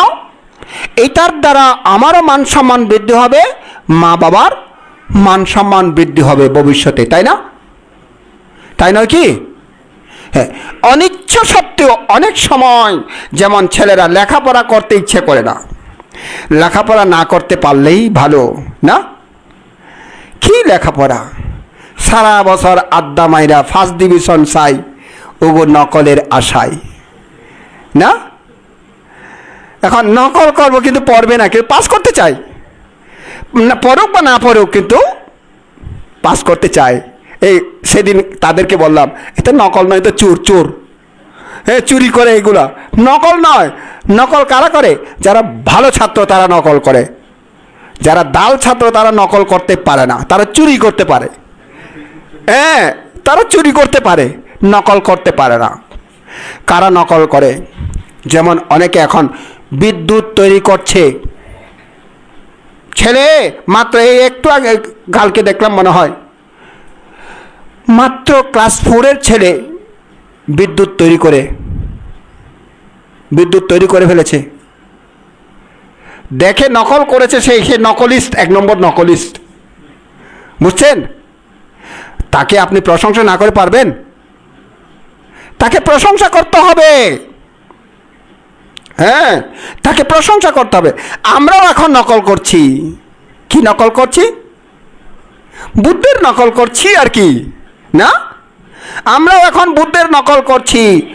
বই দেখে, বই পড়ে আমরা অন্ততপক্ষে চেষ্টা করি, অথবা বান্তের কাছ থেকে শুনে চেষ্টা করি, অথবা ধ্যান করে নতুনত্ব কিছু পাই।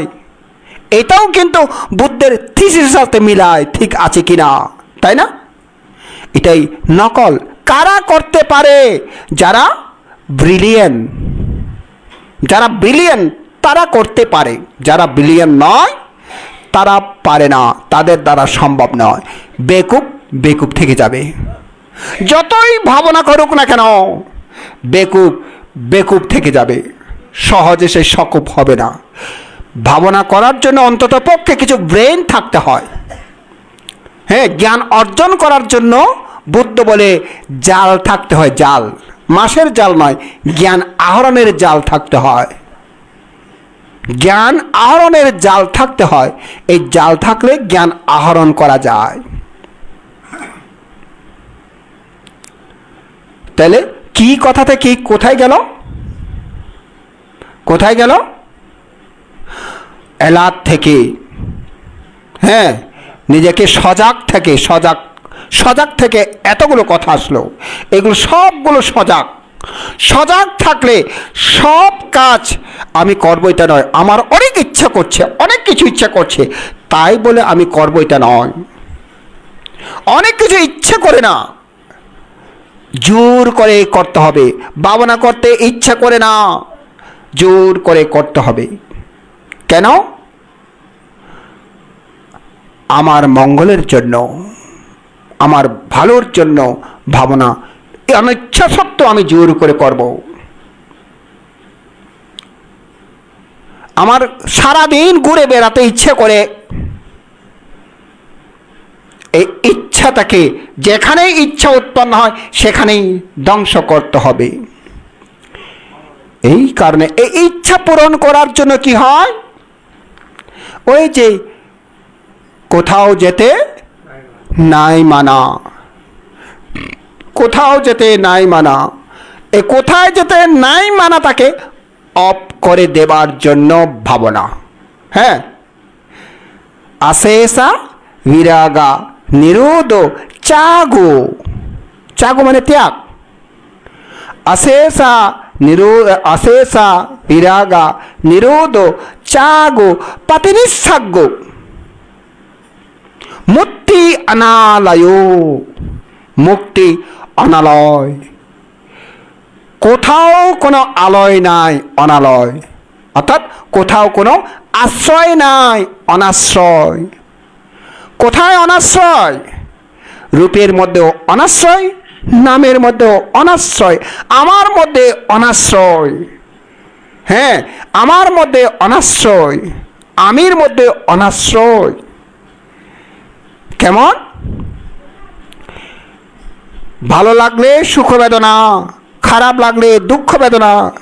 তাহলে ভালো লাগে সুখ বেদনা, ভালো লাগে কে? প্রশ্ন উৎপন্ন হয়, ভালো লাগে কে? তখন উত্তর সহজ, উত্তরটা কি? আমি, আমি ভালো লাগে। হ্যাঁ, খারাপ লাগে তাকে, আমি খারাপ লাগে, আমার খারাপ লাগে। কিন্তু বুদ্ধ বলছেন না, সেটা নয়। ভালো লাগে এই অনুভূতিটা কার? ভালো অনুভূতি কার? খারাপ অনুভূতি কার? ভালো অনুভূতিও আমার নয়, খারাপ অনুভূতিও আমার নয়। কেন? এইটা চতুর্মহাভূত মধ্যে আশ্রিত হয়ে খারাপ লাগে, ভালো লাগে। চতুর্মহাভূত, চারটি মহাভূত রূপ, এই রূপের কথা বললাম, সেটাতে আশ্রয়ে ভালো লাগে, খারাপ লাগে। আসলে আমার নয়। তাহলে আমার বলি কেন? সংজ্ঞায়িত করার জন্য, শুধুমাত্র সংজ্ঞায়িত করার জন্য আমার বলছি। বুঝেছেন? কঠিন লাগছে? সংজ্ঞায়িত করার জন্যই আমার বলছি। পরিচয়, পরিচয় দেখার জন্য আমার বলছি, আর কিছু নয়।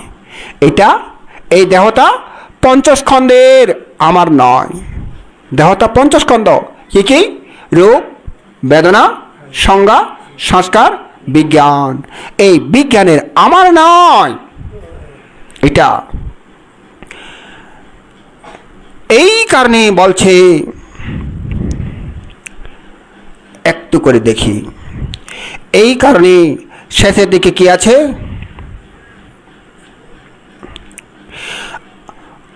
अत्थिवेदनाति वा पनस्य सति पच्युपत्थिता होति यावदेव ज्ञानमत्ताय पतिस्सति मत्ताय अनिश्चितो च विहरति न च किंचित् लोके उपादीयति एवं पिखो भिक्खवे भिक्खु वेदनासु वेदनानुपस्सी विहरति।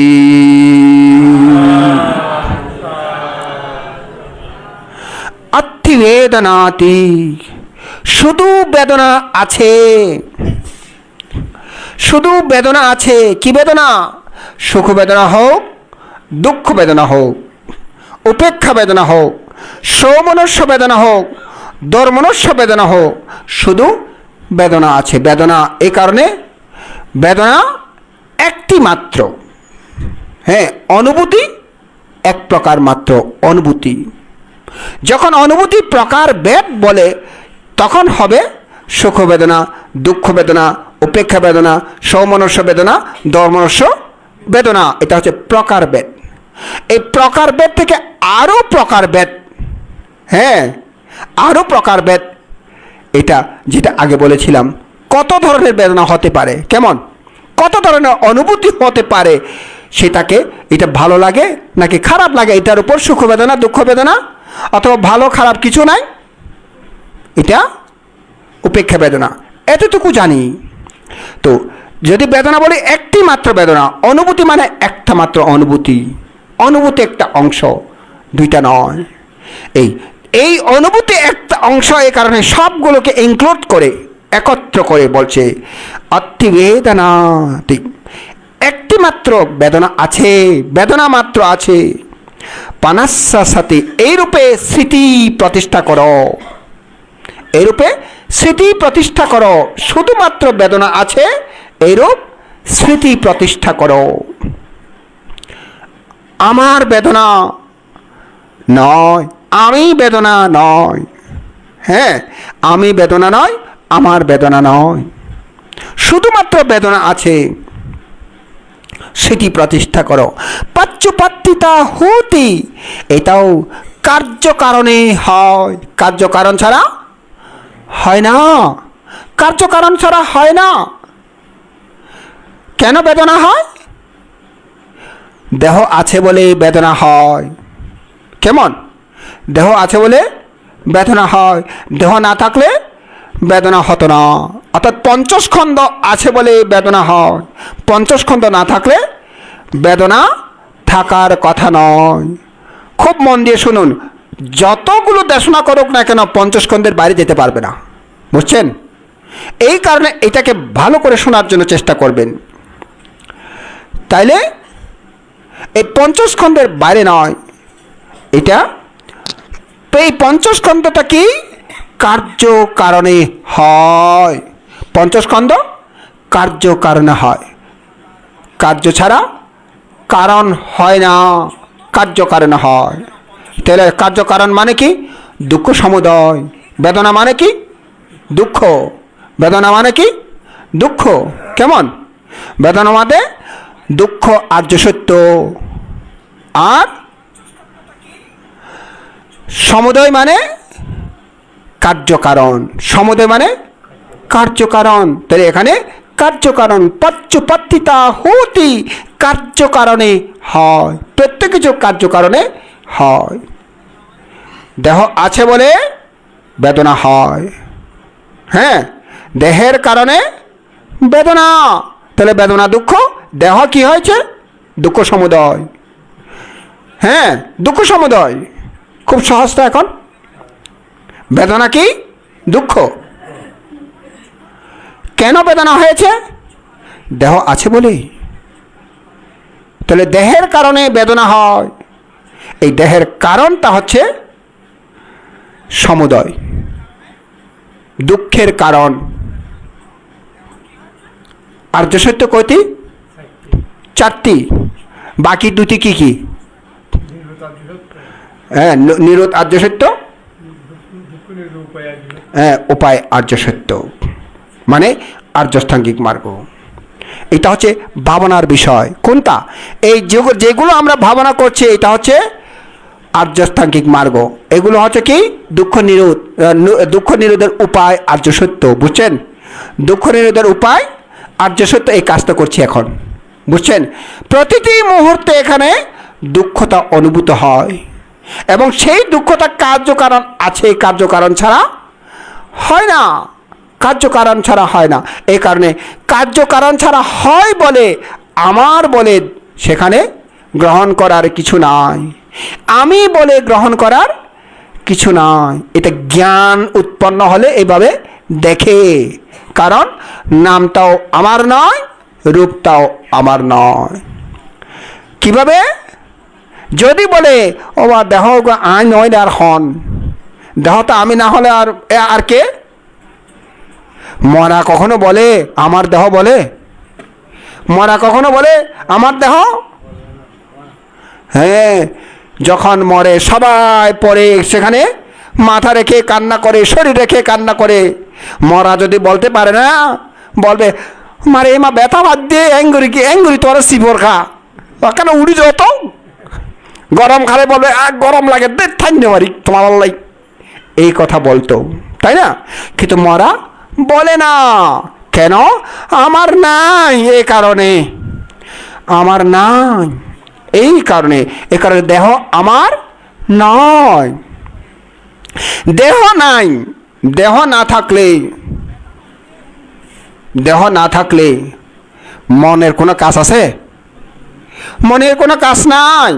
দেহ না থাকলে মনের কোনো কাজ নাই। হ্যাঁ, কিছু কিছু ক্ষেত্রে মনের কাজ আছে। কোনগুলা? অরূপে যখন যায় মনের কাজ আছে তখন। এগুলো কিন্তু দেহের আশ্রিত হয়ে হয়, কারণ দেহের আশ্রিত না হলে হয় না। সেটাকে উৎপত্তি রূপের আশ্রয় হয়। কি রূপের আশ্রয়ে? উৎপত্তি রূপের আশ্রয়ে, উপাদা রূপা, এই উৎপত্তি রূপের আশ্রয়ে এগুলো হয়, রূপ ছাড়া হয় না। যদিও বা অরূপ বলি আর কি, রূপ ছাড়া হয় না।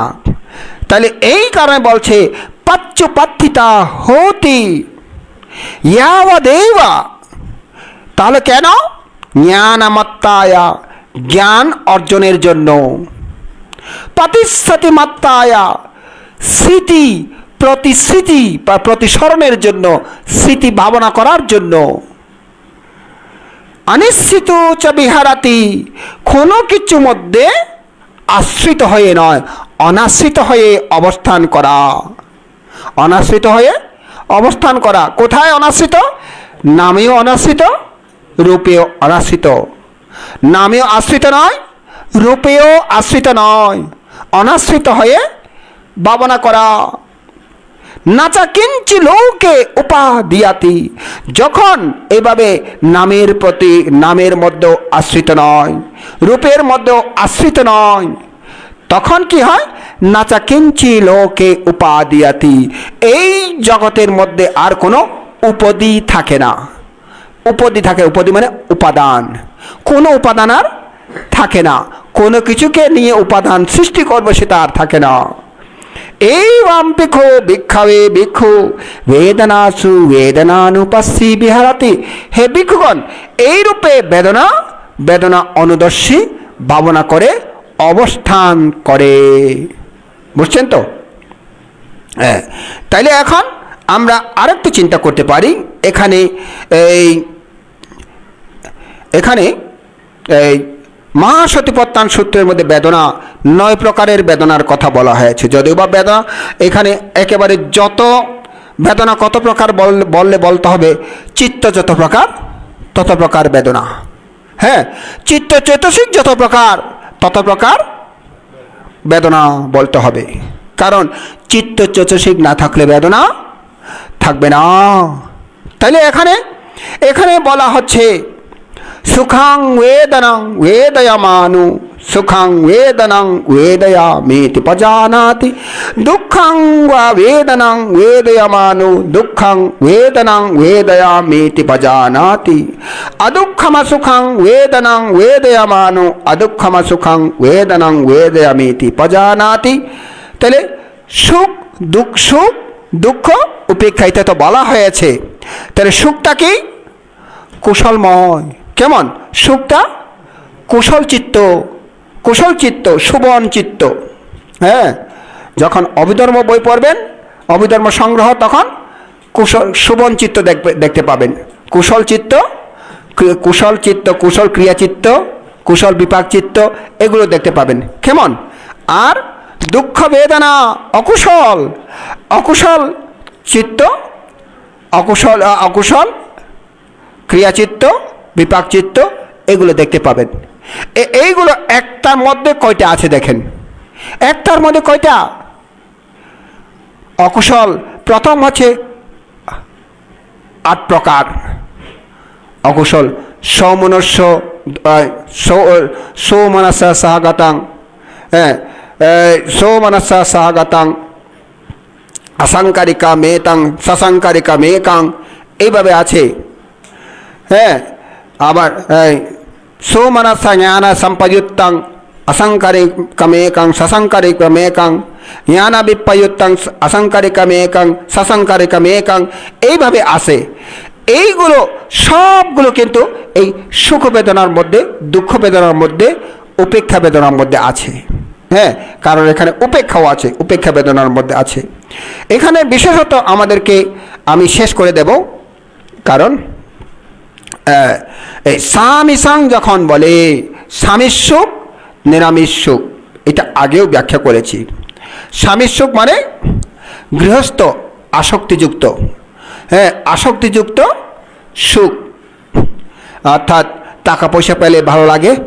হ্যাঁ, টাকা পয়সা পেলে ভালো লাগে, ধন সম্পত্তি পেলে ভালো লাগে না, তারপরে যাকে ভালোবাসি সে যদি পাশে আসে ভালো লাগে না, এইসব কিছু ভালো লাগা সবগুলো সামিসাং সুখাং, এটা পঞ্চকামগুণ। আবার সামিসাং সুখাং, নিরামিষাং সুখাং একটা আছে। নিরামিষ মানে যারা ব্রহ্মচর্য জীবন, আপনারা এখন ব্রহ্মচর্য জীবন। কেমন? হ্যাঁ, এখন ব্রহ্মচর্য জীবন। মৌমিতার মা আছে না বাবা আছে তা আমি জানি না। আছে মৌমিতা? আছে? তাই নাকি? এখনো আছে নাকি মারা গেছে? আছে? এখন নাই। কেন জানো? তুমি তো ব্রহ্মচারিণী। মা বাবা কোথায় পাবো রে? হ্যাঁ, এখন তুমি কিন্তু খুব উন্নত সত্ত্ব, উন্নত জীব, বুঝেছ? মানে উপপাতিক প্রাণী এখন, বুঝছো? উপপাতিক প্রাণী। দেখো, উপপাতিক প্রাণী যেমন তেমন নয়। অর্থাৎ যারা কিছু প্রাণী আছে অন্ধজ, যারা ডিমের মধ্যে জন্মগ্রহণ করে। কেমন? ডিম হতে জন্মগ্রহণ করে। আরেকটা আছে জরায়ুজ, মায়ের পেট থেকে সরাসরি বের হয়, জরায়ুজ। আরেকটা আছে সেটা তো বলে গেছে, সেদজ, যেটা ময়লা থেকে হয়। হ্যাঁ, তো আরেকটা আছে উপপাতিক, যেটা পেট থেকে হয় না, কিছু থেকে হয় না। তারা কি হয়? তারা এমনি জন্মগ্রহণ করে, এমনি। তারা এই কারণে ছোট শিশু হয়ে জন্মগ্রহণ করে না, বুড়ো হয়ে জন্মগ্রহণ করে না, ও মৌমিতার মতো জোয়ান হয়ে জন্মগ্রহণ করে আর কি, বুঝছো? নকশি কাঁথার মতো জোয়ান হয়ে জন্মগ্রহণ করে, বুঝছো? এই তারা বুড়ো হয়ে জন্মগ্রহণ করে না, তারা যৌবন অবস্থায় জন্মগ্রহণ করে। দেবলোকে আর কি, দেবলোকে যারা দেবতা, তারা ছোট হয়ে যাব, কয়া করে কান্না করে না। তারা একেবারে যৌবন হয়ে 1600 বছর, অর্থাৎ 16 বছর বয়স্কা, 18 বছর বয়স্কা হয়ে জন্মগ্রহণ করে তারা সেখানে। হ্যাঁ, মৃত্যুর আগ মুহূর্ত পর্যন্ত বুড়ো হবে না, মৃত্যুর আগ মুহূর্ত পর্যন্ত বুড়ো হবে না। এটাই হচ্ছে ব্রহ্মচারিণী। এখন কারা ব্রহ্মচারিণী? ব্রহ্মলোকে যারা আছে তারা ব্রহ্মচারিণী, তারা উপপাতিক প্রাণী। দেবলোকে তারা উপপাতিক প্রাণী বটে, তারা ব্রহ্মচারিণী নয়। কিন্তু ব্রহ্মলোকে যারা অবস্থান করে তারা ব্রহ্মচারী। তাদের মা নাই, বাবা নাই, ছেলে নাই, মেয়ে নাই, নাতি নাই, ফুতি নাই, লতি নাই, ঘর নাই, বাড়ি নাই, কিছু নাই। কেমন? এখন তোমার তো কিছু নাই। কে বলছে? তুমি বলছে মা বাবা আছে, কেউ নাই। ব্রহ্মচারিণী। কেমন? এই ব্রহ্মচারিণী কেন বলছি? নিরামিষ সুখ যখন চেতনার মধ্যে এইভাবে আছে, এখন আমি ব্রহ্মচারিণী, আমার কেউ নাই, সবগুলো কি করেছি? ত্যাগ করে আসছি। ত্যাগ করে আসছি কি? মাকেও ত্যাগ করে আসছি, বাবাকেও ত্যাগ করে আসছি, ঘরকেও ত্যাগ করে আসছি, সম্পত্তি ত্যাগ করে আসছি। হ্যাঁ, কিচ্ছু নাই, কিচ্ছু নাই, কিচ্ছু নাই। এইভাবে ত্যাগ করে আসার কারণ নিজে নিজে উৎসাহিত হয়ে ত্যাগ করেছে, অন্য কেউ জোর করে ত্যাগ করে দিয়েছে নয়। এই তুই জাগই, বনত জাগই, এইভাবে তাড়িয়ে দেয় নাই, নিজে নিজে খুশি মনে ফেলে আসছি। হ্যাঁ, একে বলে বৈরাগী। কেমন? বৈরাগী। এখন তোমরা বৈরাগিনী হবে আর কি না? বৈরাগী দেখছো? বৈরাগী দেখছো? দেখিনি বৈরাগী। আগে আমরা বৈরাগী দেখতাম, গান গেয়ে গেয়ে ভিক্ষা করতে দেখতাম। এখন আছে না? সেটা বৈরাগী কেন বলেন জানা? তারা ঘর নাই, ঘর ঠিক নাই, বাড়ি ঠিক নেই, তো এই কারণে বৈরাগী বলে। আসলে বৈরাগী সেটা নয়। যারা ব্রহ্মচর্য তারাই বৈরাগী, যারা বান্তেরা তারাই বৈরাগী। তাদের কোনো কিছুর মধ্যে রাগ নাই, অর্থাৎ আসক্তি নাই। যার আসক্তি নাই, নিরাসক্ত, তাকে বলে বৈরাগী, তাকে বলে বৈরাগী। এখন নিরাসক্ত, এই যারা নিরাসক্ত কোনটার প্রতি? ঘরের প্রতি, মা বাবার প্রতি, ছেলে পুলের প্রতি, জায়গা সম্পত্তির প্রতি, আত্মীয় স্বজনের প্রতি যার কোনো আসক্তি নাই, তাকে বলে বৈরাগী। রাগ নাই, রাগ মানে আসক্তি, বৈরাগী। আর এই বৈরাগী যারা, তারাই ব্রহ্মচর্য। হ্যাঁ, তারাই ব্রহ্মচর্য। এই ব্রহ্মচর্যরা নিরামিষ সুখ লাভ করে, নিরামিষ দুঃখ লাভ করে। অর্থাৎ ব্রহ্মচর্য জীবনে গিয়ে, যেমন একজন রাজা রাজত্ব ছেড়ে প্রব্রজ নিয়েছে। হ্যাঁ, প্রব্রজ নিয়েছে। প্রব্রজ বুঝো? প্রব্রজ কি? সমান হওয়া, বান্তা হওয়া। কেমন? প্রব্রজ নিয়েছে। প্রব্রজ নিয়ে এখন ধ্যান করে, তারপরে বিলের একেবারে খোলা মাঠে ঘাসের উপর শুয়ে বলে, আহা কি সুখ। হ্যাঁ, ওহো কিং সুখাং করে। বুঝছেন? এটা দেখে বান্তেরা, এটা দেখে বুদ্ধকে গিয়ে বললেন, বুদ্ধ ভগবান, অমুক ভিক্ষু রাজত্ব ত্যাগ করে আসছে বটে, কিন্তু এখনো আসক্তি ত্যাগ করতে পারেনি, এখনো রাজ্যের কথা মনে পড়ছে। এই কারণে ঘাসের মধ্যে শুয়ে বলছে, কিং সুখাং, রাজ্যের সুখ এখনো ছাড়তে পারেনি। তাই নাকি? তাকে ডাকো। ভিক্ষুরা তাকে ডাকলেন, বুদ্ধের কাছে আসলেন, বন্দনা করে বললেন, বুদ্ধ ভগবান আমাকে দেখেছেন কি? হ্যাঁ, তোমাকে দেখেছি। বান্তে, বুদ্ধ ভগবান কেন দেখেছেন বলুন? তুমি নাকি খোলা আকাশের নিচে ঘাসের উপরে শুয়ে কিং সুখাং করছো। হ্যাঁ বুদ্ধ ভগবান, করছিলাম তো। কেন করছো? বুদ্ধ ভগবান, আমি চিন্তা করছি, যখন আমি রাজা ছিলাম তখন আমার মন্ত্রী ছিল, মন্ত্রী পরিষদ ছিল, অমাত্য পরিষদ ছিল, সৈন্য পরিষদ ছিল, সামন্ত পরিষদ ছিল, এবং প্রজারা ছিল আমার রক্ষার জন্য। তখন এত থাকার পরেও আমার ভয় ছিল, যেই কোনো মুহূর্তে আমার চাইতে শক্তিশালী রাজা আমার এ রাজ্য আক্রমণ করতে পারে, দখল করতে পারে, এই ভয়টা আমার ছিল। অথচ আজকে আমার রাজ্য নাই, মন্ত্রী পরিষদ নাই, সৈন্য সামন্ত নাই, অমাত্য পরিষদ নাই, শ্রেষ্ঠী পরিষদ নাই, নাই কোনো প্রজা পরিষদ, তবু আমি নির্ভয়ে আছি। কোনো ভয় নাই, কোনো ভয় নাই, নির্ভয়ে আছি। একেবারে আকাশের নিচে কেউ নাই, শূন্য আকাশের নিচে আমি শুয়েও ভয় নাই। এই কারণে বুদ্ধ ভগবান আমার মধ্যে একটা সংবেগ জাগ্রত হয়েছিল। তাই বলছিলাম কি সুখ প্রব্রজ, কি সুখ, কি সুখ আমি বলছি।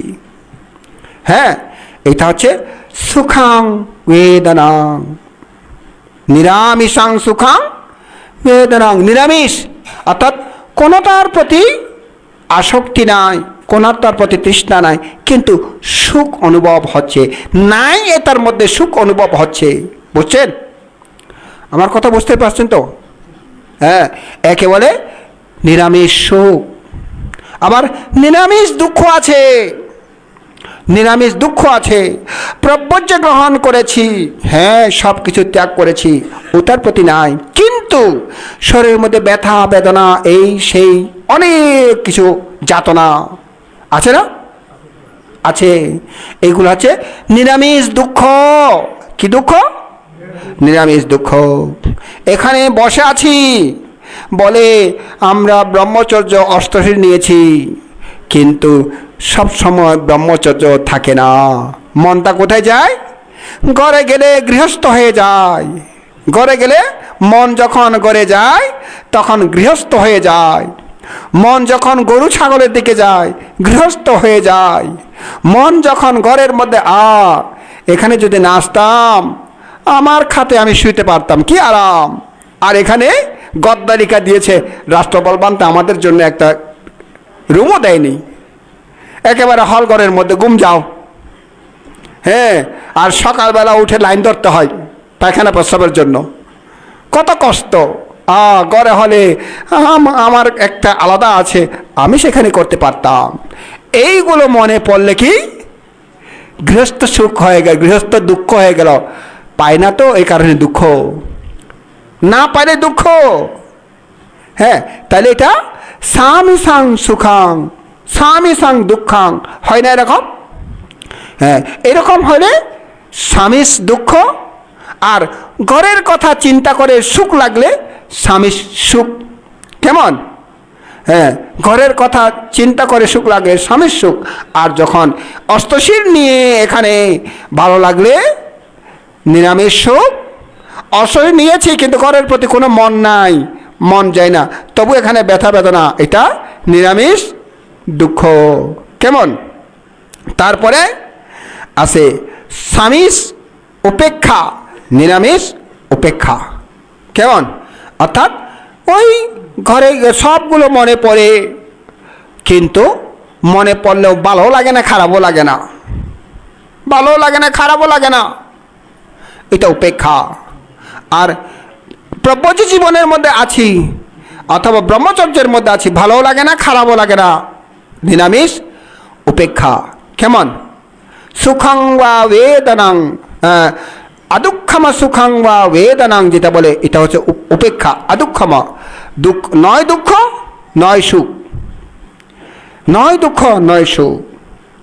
এই কারণে এখন যখন ওই একটা একটা যখন আপনারা ভাবনা করবেন, কোনটা কখন কোথায় কি লাগছে অনুভব হচ্ছে, এইগুলো যখন একটা একটা একটা জায়গার মধ্যে দেখেন, এখানে কেমন কেমন লাগছে এটাকে দেখছেন, এখানে কেমন কেমন লাগছে, এখানে কেমন কেমন লাগছে, এখানে কেমন কেমন লাগছে, এগুলো দেখতে দেখতে দেখতে যখন অভ্যস্ত হয়, সবগুলো দেখার যখন অর্থাৎ অনুভব করার যখন শক্তি উৎপন্ন হয়, অনুভব করা যখন দক্ষ উৎপন্ন হয়, যখন দক্ষ হয়ে যায়, তখনই সমগ্রগুলোকে নিয়ে একত্র করে ভালো লাগলে সুখ বেদনা, খারাপ লাগলে দুঃখ বেদনা, ভালো লাগলে সুখ বেদনা, খারাপ লাগলে দুঃখ বেদনা।